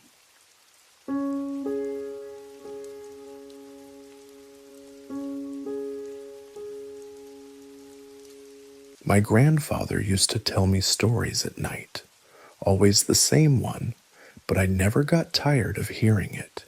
He'd sit by the fire, rubbing his hands together, and say, "You know, boy, we come from survivors. Long ago, there was a great flood. Water rose above the mountains. Everything was washed away. But our ancestors, Noah and his sons, they built a boat, a big one, saved the animals, saved the people, saved us." I didn't understand all of it at the time, but I could picture it, the waves, the thunder, the animals lining up 2 by 2. He said it was a punishment sent by heaven because people had become too cruel, too selfish. It washed the world clean, he'd whisper, so we could begin again. After that flood, our people stayed close. We didn't wander. We built little houses, grew food, herded sheep. We all spoke the same language. That made things easier. No one argued over words. A nod meant yes. A smile meant peace. And when someone cried, we all understood. I remember my childhood feeling quiet, but full. We had enough. Not too much, not too little. I carried water from the river, fed goats, played with my cousins in the dirt. Life was plain, but it was steady. Sometimes the old ones would say, "As long as we stay together, we'll be safe." I believed them. I was just a boy, but I believed that if we stuck close, if we spoke the same words and worked the same fields, nothing bad would happen again. Then one day, something changed. It was hot. I remember that. The air felt thick. Dust floated in the sunlight like little spirits. We had all gathered in the middle of the camp, probably to hear the elders speak. That wasn't unusual. But this time, everyone looked a little more alert, like something was about to happen. Then Lamech stood up. He was the oldest man in the tribe. His beard was long, almost to his waist. His eyes were pale and cloudy, but they still seemed to see everything. When he spoke, everyone listened. No one dared interrupt. He said slowly, "We've been quiet for too long. Look around you. We are many. We are strong. We speak one language, yet we build small things, walls, huts, fences. But what if we built something greater?" People glanced at each other. A few raised eyebrows. Someone laughed softly. Then he raised his arm toward the sky. "What if we built a tower?" he said. "A tower so high it touches heaven itself. A tower that says, 'We are here and we are not afraid.' A tower that no flood can ever reach." And then he added, with a small smile, "Let us make a name for ourselves." The clearing went still. Even the children stopped fidgeting. No one said a word for a long breath. I remember staring at the sky, squinting into the light. A tower? To the heavens? I didn't even know what heaven looked like. Then someone clapped, and then another, and suddenly people were cheering, clapping, laughing, slapping each other on the back. They were excited, more excited than I had ever seen them. That same afternoon, people began gathering stones. Others started mixing mud for bricks. Someone yelled, "We'll need more hands." And just like that, we were building. I was assigned to carry bricks. It was hard work, especially in the heat, but I didn't complain. No one did. We all felt like we were doing something big, something bigger than any of us had ever imagined. That night, I couldn't sleep. I lay on my mat, arms sore, palms blistered, but my mind racing. I kept picturing the tower not as it was, just a pile of bricks, but as it could be, reaching into the clouds, maybe even above them. Maybe we really could touch heaven. I didn't know what heaven would feel like, but now, for the first time in my life, I thought, maybe we could find out. We learned to make bricks from mud and straw. We let them bake in the sun until they were hard as stone. We mixed the mortar ourselves, sticky, dark, and heavy, and spread it between the bricks like jam between bread. At first, the work felt slow, a few walls here, a few steps there, but then it picked up. People started figuring things out, better ways to stack, to lift, to reach higher. We built ramps and wooden scaffolding. The older men taught the younger ones how to balance loads. Even the women and children helped carry water. We were proud. Every day the tower rose higher. At sunset, its shadow stretched farther and farther, over our tents, over our sheep pens, even into the nearby fields. I remember walking home one evening and realizing the tower's shadow had touched the river. That night, no one talked about dinner. Everyone just stared at the sky. There was a strange energy in the air. It buzzed through us. Even when we were tired, we didn't stop. It felt like we couldn't stop. One man shouted from halfway up the tower, This, this is something no one has ever done before. And people below cheered back, We're going to reach the sky. Another said, Let the heavens remember us. And someone else answered, They will. Even I started to believe it. When I closed my eyes at night, I dreamed I was climbing endless stairs. Above me was light, warm, golden, like the sun, but softer. I climbed, and just as I reached the top, I don't know what I saw. A door, maybe, or a figure, or nothing at all.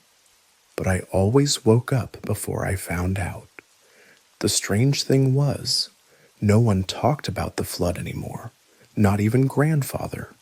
Not even the old ones. The flood used to be the reason for everything. Why we stayed close. Why we built things low and strong.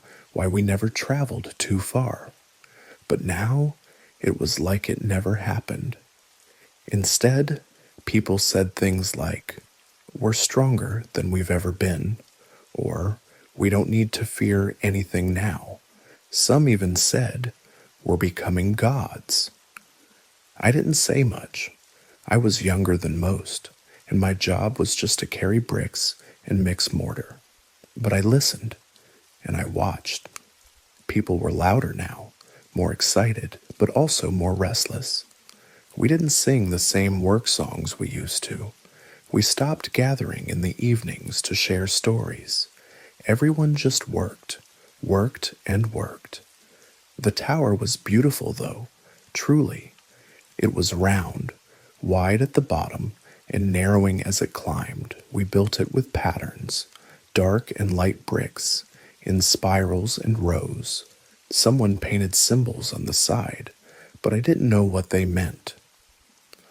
I remember one morning, I looked up and couldn't see the top anymore. It was swallowed by clouds. That made people even more thrilled. We've reached the heavens, they cried. But deep down, I wasn't sure. I started having another kind of dream. In this one, I was climbing again, but the stairs began to shake. My hands couldn't find the railing. My feet slipped. I kept climbing, but I wasn't going anywhere.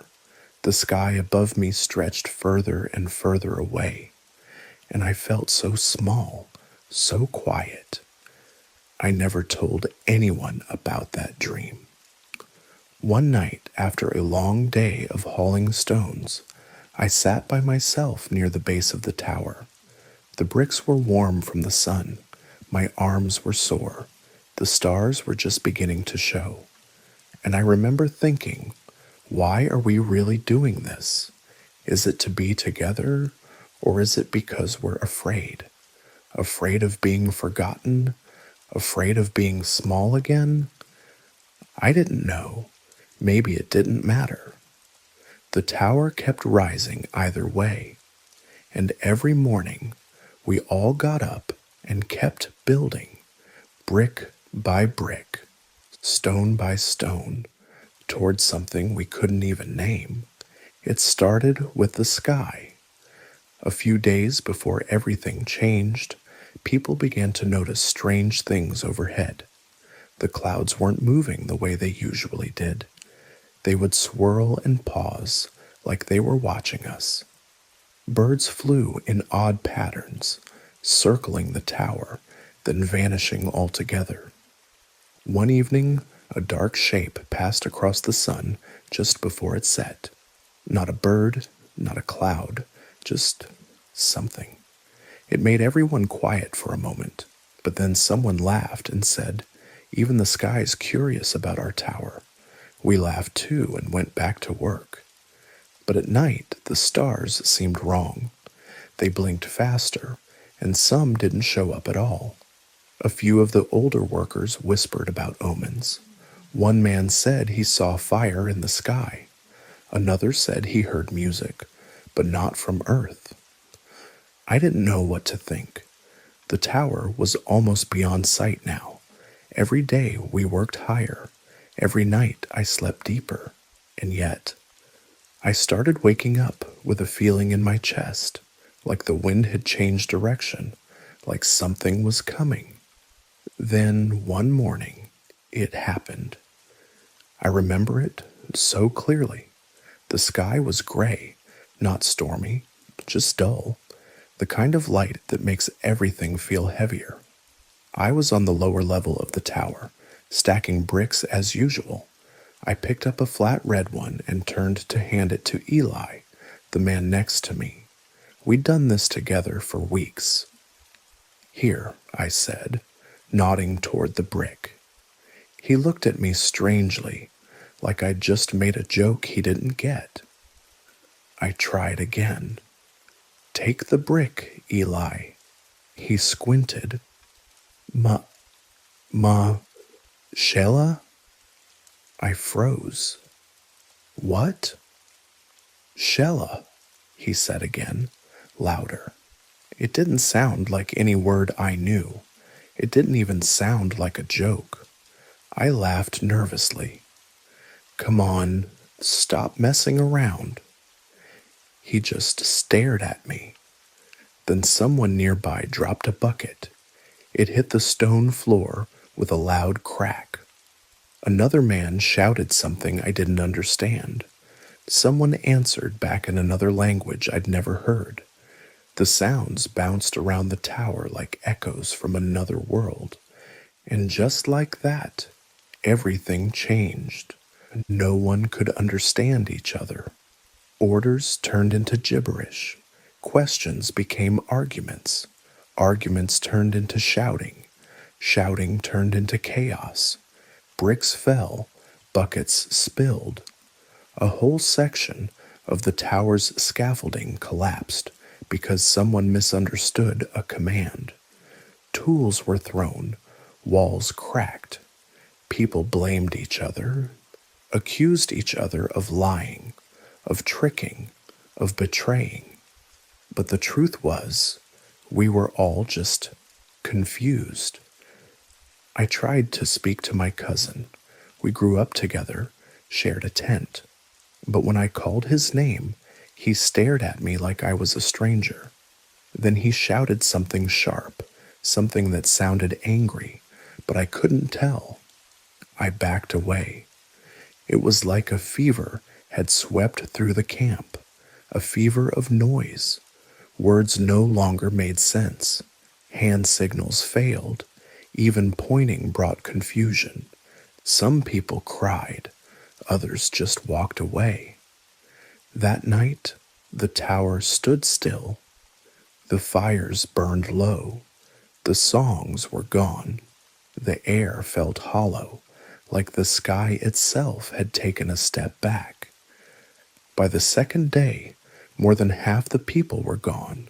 Some packed quietly, others left in angry groups, speaking strange words to each other, like forming tribes without even knowing it. On the third day, I climbed partway up the tower. I passed a few workers, but we didn't speak. We just looked at each other, tired and lost. I sat near the edge, staring out at the fields. The tower was still there. It hadn't fallen. It hadn't broken. But it was silent now. Dead, almost. We couldn't build anymore, not because we didn't have bricks, not because we lacked strength, but because we no longer had words.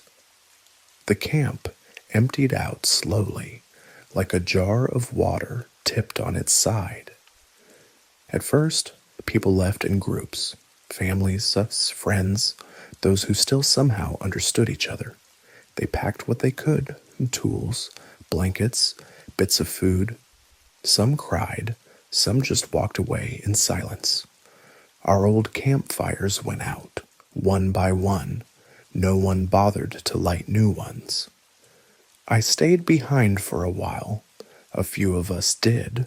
We were the ones who had no one to leave with. Or maybe we just weren't ready. I don't know. Eventually, I followed a small group south into a quiet valley where the hills were soft and the rivers ran clear. We didn't say much on the way. What was there to say? We had all lost something, and none of us had the words to name it. In time, we built new homes, small ones, nothing like the tower. We used simple tools, simple methods. It felt strange starting over, but it also felt calmer. Little by little, we began to speak again. Not the old language, but something new. It had fewer words, softer sounds, but somehow it worked. A gesture here, a look there. We found ways to mean things again. At first, I hated how different it all sounded. It felt like betrayal, like forgetting who we were. But eventually, I realized it wasn't forgetting. It was surviving. Now years have passed. Sometimes I dream of the tower. In the dream, it's even taller than I remember. So tall, the top disappears into stars. I start to climb slowly, step by step. I don't feel tired. I don't feel afraid. I just keep going. But I never reach the top. The stairs stretch on forever. The wind grows colder the higher I go. And then I wake up. Every time. I never see what's up there. Sometimes, when the sky is especially clear, I lie on my back and stare upward. I think about what we built. I think about what we lost. And I wonder if we hadn't reached so high, if we had just stayed close, stayed humble, would things have turned out different? No one can answer that, not even the sky. But I still remember the tower, and I always will.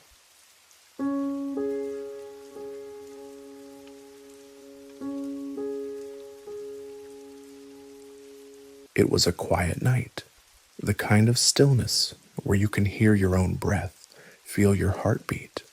I was lying on the roof of my father's house in Ur, staring at the sky. The stars blinked like they were keeping secrets.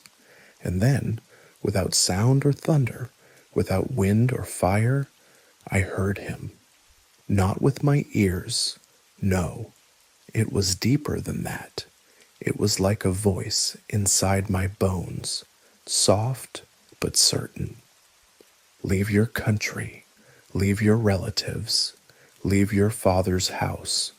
Go to the land I will show you. I sat up slowly. My heart was racing. I looked around. Nothing had changed. The city walls still stood. The temple fires still flickered. The animals were quiet. But inside me, everything was different. I was 75 years old. I wasn't looking for a new beginning. I had land, servants, a name that people respected. I knew the streets of Ur like the lines on my palm. My memories lived here, my childhood, my family, the people I loved. But the voice didn't ask me what I wanted. It simply said, go. I didn't sleep that night. I just sat under the stars, wondering, praying, listening. Something inside me told me the voice was real. And more than that, it was good, trustworthy, pure. I didn't know who this God was yet, not really. But I knew I had heard him, and I knew I had to obey. The next morning, I told Sarai, my wife, my companion, my best friend. She looked at me with those steady eyes of hers and said, then we'll go? No fear, no protest, just quiet trust. That was Sarai. She didn't need to understand. She just held my hand, and that was enough. We packed our things slowly. I told my father, Tara. He didn't understand, but he came with us for a time. So did my nephew, Lot.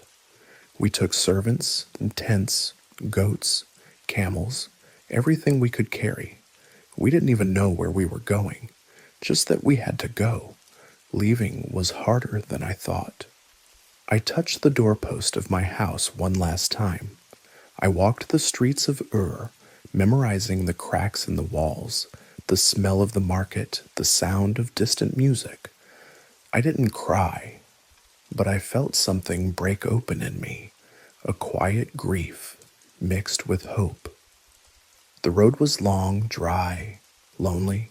Some days the sun felt like it was burning straight through my skin. Other days the wind howled like a warning. We walked and walked, through hills, across rivers, into silence. At night we made camp. Sarai would prepare a small meal. Lot would gather wood. I would pitch the tent. Then, when all was quiet, I'd lie on the ground and look up. The stars were the same stars I had seen in Ur, but now they looked different, like they were following me, or maybe leading me. One night I asked Sarai, "Do you think we're crazy?" She smiled, that little half smile of hers. "No, I think we're brave." I laughed. It felt good to laugh, even out there, even in the unknown. Her courage gave me strength. Her presence was my comfort. Days turned into weeks. The scenery kept changing, but inside me, something stayed still, a quiet kind of peace. I didn't know where we were headed, but I trusted the one who called me. That was enough. I started building small altars, piles of stones, nothing fancy, just a way to say thank you, to mark the moments when he felt especially near. Sometimes I'd stand alone before the altar, close my eyes and whisper, "I'm still here. I'm still following." People thought I was foolish, a man my age dragging his wife and animals across the wilderness, chasing a voice only he could hear. But I didn't feel foolish. I felt chosen. One evening, Sarai and I sat by the fire. The wind was calm, the sky so clear it was like glass. We didn't say much. We just watched the flames, listened to the night. And in that quiet moment, I realized something. I wasn't afraid anymore. I missed my home. I missed my people. But I didn't want to go back. Not because of what was behind me, but because of what was ahead. I didn't know what it was, but I knew it was good. I could feel it in the stillness. We kept walking, camp after camp, step after step. The land began to change. There were trees again, green hills, birds I'd never seen before. It felt like the edge of something holy. And all the while, I carried his words in my heart. "I will make you into a great nation. I will bless you. I will make your name great. And through you, all the families of the earth will be blessed." I didn't know how that could happen. I had no children. I was just a wanderer in tents. But the words stuck to my soul like honey, sweet, strong, unshakable. That night I lay beside Sarai, under the open sky, her breathing slow and steady, the stars above us burning quietly. And I whispered again, "I'm still here. I'm still following." We finally arrived in Canaan. The air smelled different, fresh, like it had never been breathed before. The land stretched out in waves of green and gold, hills rolling like gentle shoulders, trees standing quiet like they were listening. Everything felt wide open, free, strange, but full of promise. I walked slowly at first, letting my feet sink into this new soil. I didn't know exactly where we were supposed to stop, but when we reached the great tree of Moreh, something inside me said, "This is it." That night, as the fire crackled and the stars returned to their places above me, I built an altar. Just stones, stacked by hand, nothing impressive. But it was the first thing I ever made in this land. Not a tent, not a wall, not a fence. An altar, a thank you, a marker, a memory. I didn't see the full picture, but I knew this land was a gift. We moved camp after that slowly, step by step, like we were learning the rhythm of the land. Every place we stopped, I built another altar, each one a whisper to the God who had led us this far, each one a reminder that I was still listening. But then, things changed. The grass grew thin, the ground cracked under our feet, streams dried up, the animals grew restless. We waited for rain, but none came. Day after day, the heat pressed down harder. Our food stores grew smaller. The goats grew weak. Sarai's face grew pale. I prayed. I waited. I watched the sky. And then I made a decision, not because of faith, but because of fear. I turned us south toward Egypt. I know now that wasn't where he wanted us to go. He had led us to Canaan. But when hunger knocked on our door, I panicked. I didn't hear his voice this time. Or maybe I just didn't stop long enough to listen. The journey to Egypt was long, dusty, heavy. Sarai never complained, but I saw the worry in her eyes. I tried to stay strong, tried to act like I had a plan. But the truth was, I didn't. And as we approached the gates of the city, another fear took hold of me. A different one, not about food, but about Sarai. She was beautiful. Even after all these years, her beauty hadn't faded. I saw the way men looked at her. I knew the way things worked in foreign cities. If Pharaoh saw her, he could take her. And if he knew she was my wife, he might kill me. So I said, "Tell them you're my sister." She looked at me in silence. I think that silence hurt more than if she had shouted, but she agreed. And just like I feared, the Egyptians noticed her right away. They praised her beauty before Pharaoh. She was taken into his palace. I was given gifts: cattle, silver, gold, servants. It felt like a curse wrapped in luxury. I had never felt so ashamed. I walked through the halls of Egypt, heavy with guilt. I couldn't sleep and I couldn't pray. I had told myself I was protecting us, but deep down I knew I had failed her. I had failed him, and yet God didn't abandon me. Strange things started happening in Pharaoh's household: illness, restlessness, trouble. He called for me in anger, and somehow he knew. He knew Sarai was my wife. And still, he didn't kill me. He just told us to leave, told us to take everything and go. And so we left, with Sarai by my side, with the animals, the silver, the servants, with my heart bruised but still beating, with a new kind of silence between us, one that I would spend many nights trying to heal. We walked out of Egypt, back into the wilderness. The land was still dry. The way was still long. But I knew now I never want to lead with fear again. I had built altars in Canaan. I had spoken prayers into the wind. But it took Egypt for me to see something deeper. God wasn't only in the beautiful places. He was also in the broken ones. Even when I lied, even when I failed, even when I tried to fix things my own way, he stayed near. When we crossed back into the land he had shown me, the first thing I did was return to the place of the altar, the first one, near Bethel. I didn't say much, just stood there, quiet, humbled, grateful. And this time I whispered, not, "I'm still following," but something softer. I'm still yours. It began with arguments, not between me and Lot, but between the men who worked for us. Our herds had grown large. The land between Bethel and Ai, where we had pitched our tents, was no longer enough.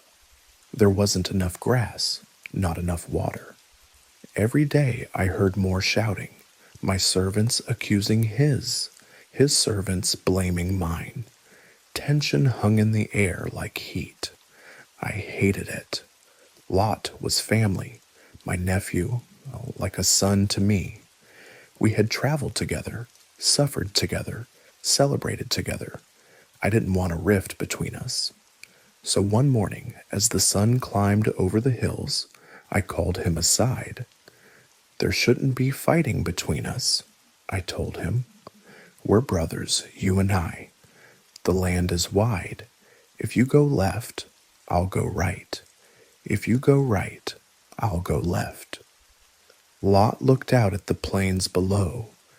The land to the east, near the Jordan Valley, was lush, green, fertile, almost too perfect, like a garden. His eyes lit up when he saw it. He chose that land, near the cities of Sodom and Gomorrah, and I watched him go. I stayed behind in the hill country of Canaan. It was drier, quieter, more rugged, but something in my heart felt light, like peace had returned to the camp.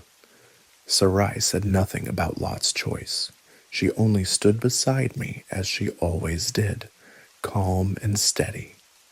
That night I walked away from the tents, just me and the stars. And then I heard him again, not in thunder, not in wind, just that same stillness that had spoken to me before, a presence, gentle but strong. Abram, he said, lift up your eyes, look north and south, east and west. All the land you see, I will give it to you and to your offspring forever. I looked around. The land stretched far in every direction. Silent hills, dark trees, quiet earth. It was beautiful, yes, but empty. I had no children, no son, no daughter, no heir. Just the promise floating in the night air. Then he said, I will make your descendants like the dust of the earth. If anyone could count the dust, then your descendants could be counted. I stood there in the darkness, feet pressed against the ground, dust beneath my sandals, stars above my head, and a silence inside me, too deep for words. I walked back to the tents and found Sarai asleep, her hand resting near the fire's dying glow. I lay beside her, staring at the roof of the tent, trying to picture what he had said. Dust, stars, children I hadn't yet met, a future I couldn't yet see. But I believed him, even though my arms were empty, even though Sarai's womb was still silent. Something in his voice made it impossible not to trust. He didn't just give me a promise, he gave me peace. We moved again, further into the land. I built another altar near the oaks of Mamre. It became our home base, a place to rest between wanderings, a place to pray. Then one night, he came to me again, in a vision. Don't be afraid, Abram, he said. I am your shield, your very great reward. I wanted to believe that. I truly did. But that night, something rose up in me, a quiet ache I had kept buried too long. I said, Lord, what can you give me, since I remain childless? You say you will bless me, but who will carry my name, a servant in my house? It felt strange, speaking so openly.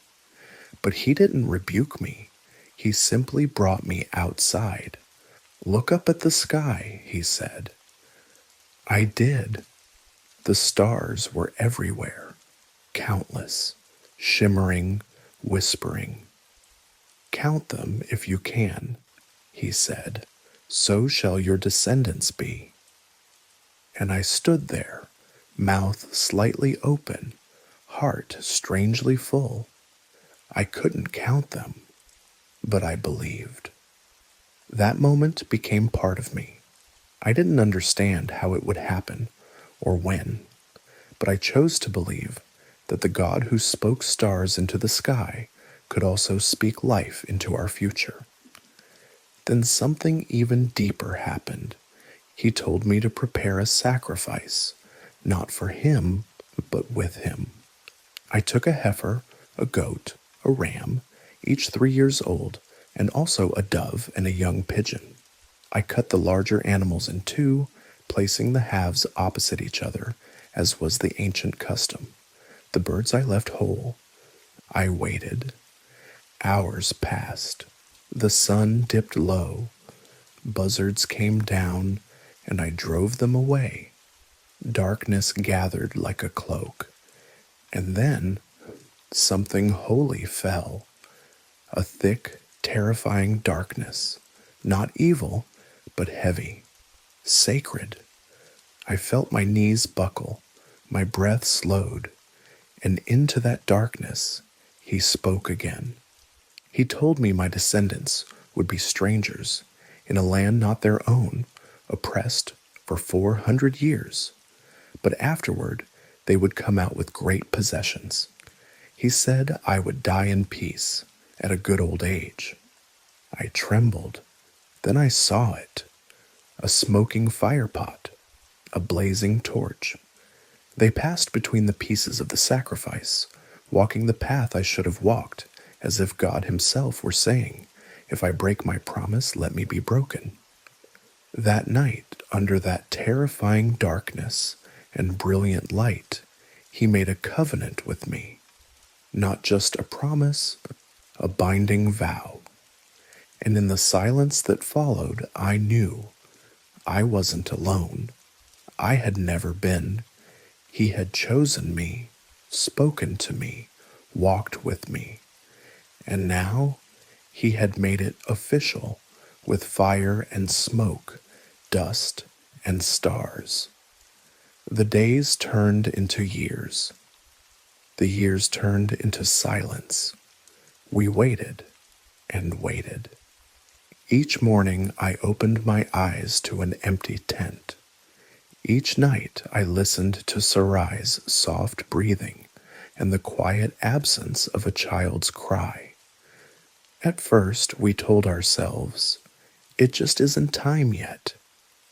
But after enough years, it began to sound like a lie we whispered to keep hope from slipping away.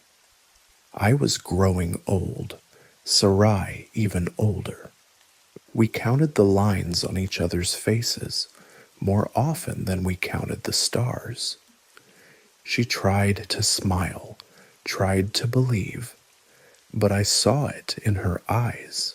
She was tired, tired of waiting, tired of hoping, tired of holding her breath every time her body felt different, only to be disappointed again and again. One day, Sarai came to me with an idea. Her voice was calm, too calm. You know what the Lord said, she told me, but maybe he meant for it to happen a different way. Maybe it's not through me. Maybe it's through her. She gestured toward Hagar, her Egyptian servant, young, quiet, strong. I want you to sleep with her, Sarai said. Maybe I can build a family through her. I didn't answer right away. I should have waited longer. I should have prayed. But her voice sounded so tired, her eyes so resigned. and the waiting had been so hard, so I agreed. That night, Hagar came into my tent. She didn't say much.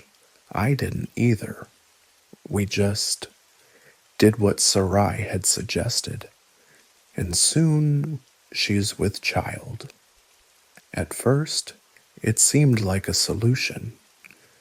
We smiled again, made plans again, spoke of the future again. But the peace was short-lived. Hagar's gaze began to shift, no longer submissive, no longer quiet. She looked at Sarai differently now, with a tilt of pride, a sliver of superiority, a knowing smirk. And Sarai, her pain boiled into bitterness. "She looks down on me now," she said one evening. "I gave her into your arms, and now she mocks me. I tried to reason, tried to reassure, but the words fell flat." Sarai began treating Hagar harshly. Hagar ran away. It all unraveled so quickly. What had seemed like a solution turned into sorrow. What we thought was helping God turned out to be resisting him. Hagar returned eventually, changed, quieter, and when the child was born, we named him Ishmael. God hears. Because even in our mess, God had heard the cry of the brokenhearted. I loved my son. He was mine, my blood, my flesh. He laughed, he played, he followed me around the camp. He brought life into our tent. But something in me knew this wasn't the promised one. This wasn't the way. Still, I tried to believe that maybe, just maybe, this was enough. Then came that day. I was 99 years old. I stood outside the tent, as I had done so many mornings before, when I felt his presence again, thick, warm, undeniable. He spoke, not in a whisper this time, but in a voice that felt like thunder wrapped in tenderness. "I am God Almighty. Walk before me and be blameless." I bowed low, and he continued, "I am making my covenant between me and you. You will be the father of many nations. No longer will you be called Abram. Your name will be Abraham, for I have made you a father of many nations." Abraham, father of many. He changed my name, and then he said something even harder to believe. "As for Sarai, your wife, you are no longer to call her Sarai. Her name will be Sarah. I will bless her and surely give you a son by her." I laughed, not out loud, not rudely, but quietly inside myself, because I was almost 100, and Sarah, now Sarah, was 90. Could this really be happening? Could it still be for us? I fell face down and whispered, "If only Ishmael might live under your blessing." But he gently corrected me. "Yes, I will bless Ishmael, but your wife Sarah will bear you a son. You will call him Isaac." Isaac, laughter, and suddenly all the years of silence, all the waiting, all the trying to fix things ourselves, they melted in that moment. He hadn't forgotten. He still called us, still chose us, still spoke to us by name. My name was different now. Her name too. It was more than a new identity. It was a new beginning. The waiting had not been wasted. It was an ordinary day. The sun was high, the air dry and still. I sat at the entrance of my tent near the great trees of Mamre, letting the breeze touch my face. I was almost 100 years old, but I still woke early and checked the camp, spoke with the herdsmen, and made sure the tents were in good order. It gave me peace. Then I saw them, 3 men, standing not far off in the heat of the day. I don't know how I knew they were different. Maybe it was the stillness around them. Maybe it was the way they simply stood there, not speaking, not moving. I ran to greet them, bowed low to the ground, and said, "My lords, if I have found favor in your eyes, don't pass your servant by. Let me bring a little water, and you can wash your feet and rest under this tree. Let me get you something to eat, so you can be refreshed." They nodded. "Very well," one of them said. "Do as you say." I rushed back to the tent. "Quick," I told Sarah. "Need some flour, make fresh bread." Then I picked out a tender calf and had a servant prepare it. I brought curds, milk, and meat and set the meal before them. They ate under the tree while I stood nearby watching. Then one of them asked a question that made my breath catch. "Where is your wife Sarah?"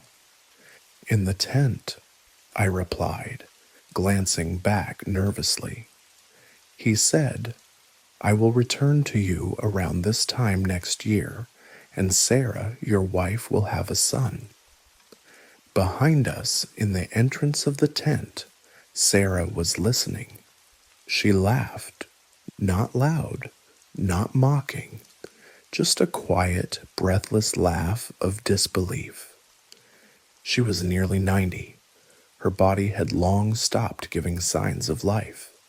Month after month, year after year, hope had drained from her like water from cracked stone. But the man, who I now understood was no ordinary man, turned and said, "Why did Sarah laugh? Is anything too hard for the Lord?" There was no answer, only the soft rustle of the wind through the branches. That night, Sarah didn't speak much. She sat beside the fire, staring into the flames, her hands resting on her lap. But there was a softness in her silence, a flicker of warmth behind her eyes. And a year later, it happened. I still remember the moment. Sarah's cry broke through the tent wall, then the voice of the midwife, then silence, thick and trembling. Then I heard it, a tiny sound, a wail, a baby, my son. I stepped into the tent and saw Sarah holding him, tears on her face and joy like sunlight in her eyes. We named him Isaac, which means laughter, because that's what God gave us. Laughter after sorrow, joy after waiting, life after silence. The camp was filled with singing. Servants brought gifts. Neighbors came from miles around to see the miracle. Sarah laughed openly now and said, "God has brought me laughter, and everyone who hears about this will laugh with me." I held him close, the son of promise. He smelled of milk and wool, and when he smiled in his sleep, I felt something in me heal. I had waited so long to feel the weight of a child in my arms. Years passed. Isaac grew. He was full of questions, curious, bright, always asking why the stars shone or why sheep walked in herds. He liked walking beside me, mimicking my stride, pretending to be the shepherd. He was everything I had dreamed of, and more. Then one morning, God spoke again. This time, the words pierced deeper than any sword. "Abraham," he said. "Here I am," I replied, as I always did. "Take your son, your only son, whom you love, Isaac, and go to the region of Moriah. Sacrifice him there as a burnt offering on a mountain I will show you." I couldn't speak. The world around me blurred. I looked at Isaac, his sandals by the tent flap, his smile as he fed the lambs, the way he called Sarah Ima, and I heard it again. "Your son, whom you love." But I obeyed. The next morning I saddled a donkey, took 2 servants, took Isaac, took the wood. We traveled for 3 days. Isaac held my hand. He asked questions. "Where's the lamb, Abba?" I told him, "God will provide, my son." And I prayed with every step that somehow he would. We reached the mountain. I left the servants behind and climbed the slope with Isaac beside me. We built the altar together. I laid the wood, and then I told him. He looked into my eyes. I don't know what he saw: fear, pain, love, surrender. But he didn't run. He didn't fight. He trusted me. I laid him on the wood. I raised the knife. And then I heard it. "Abram, Abram."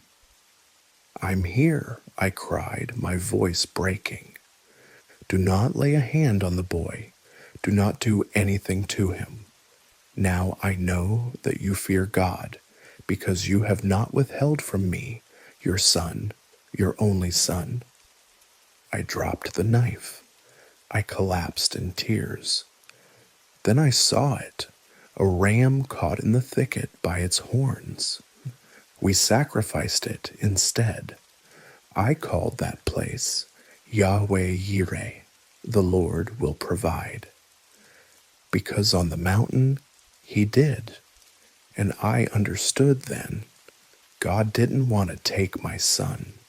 He wanted my heart, my trust, and now I could finally give it.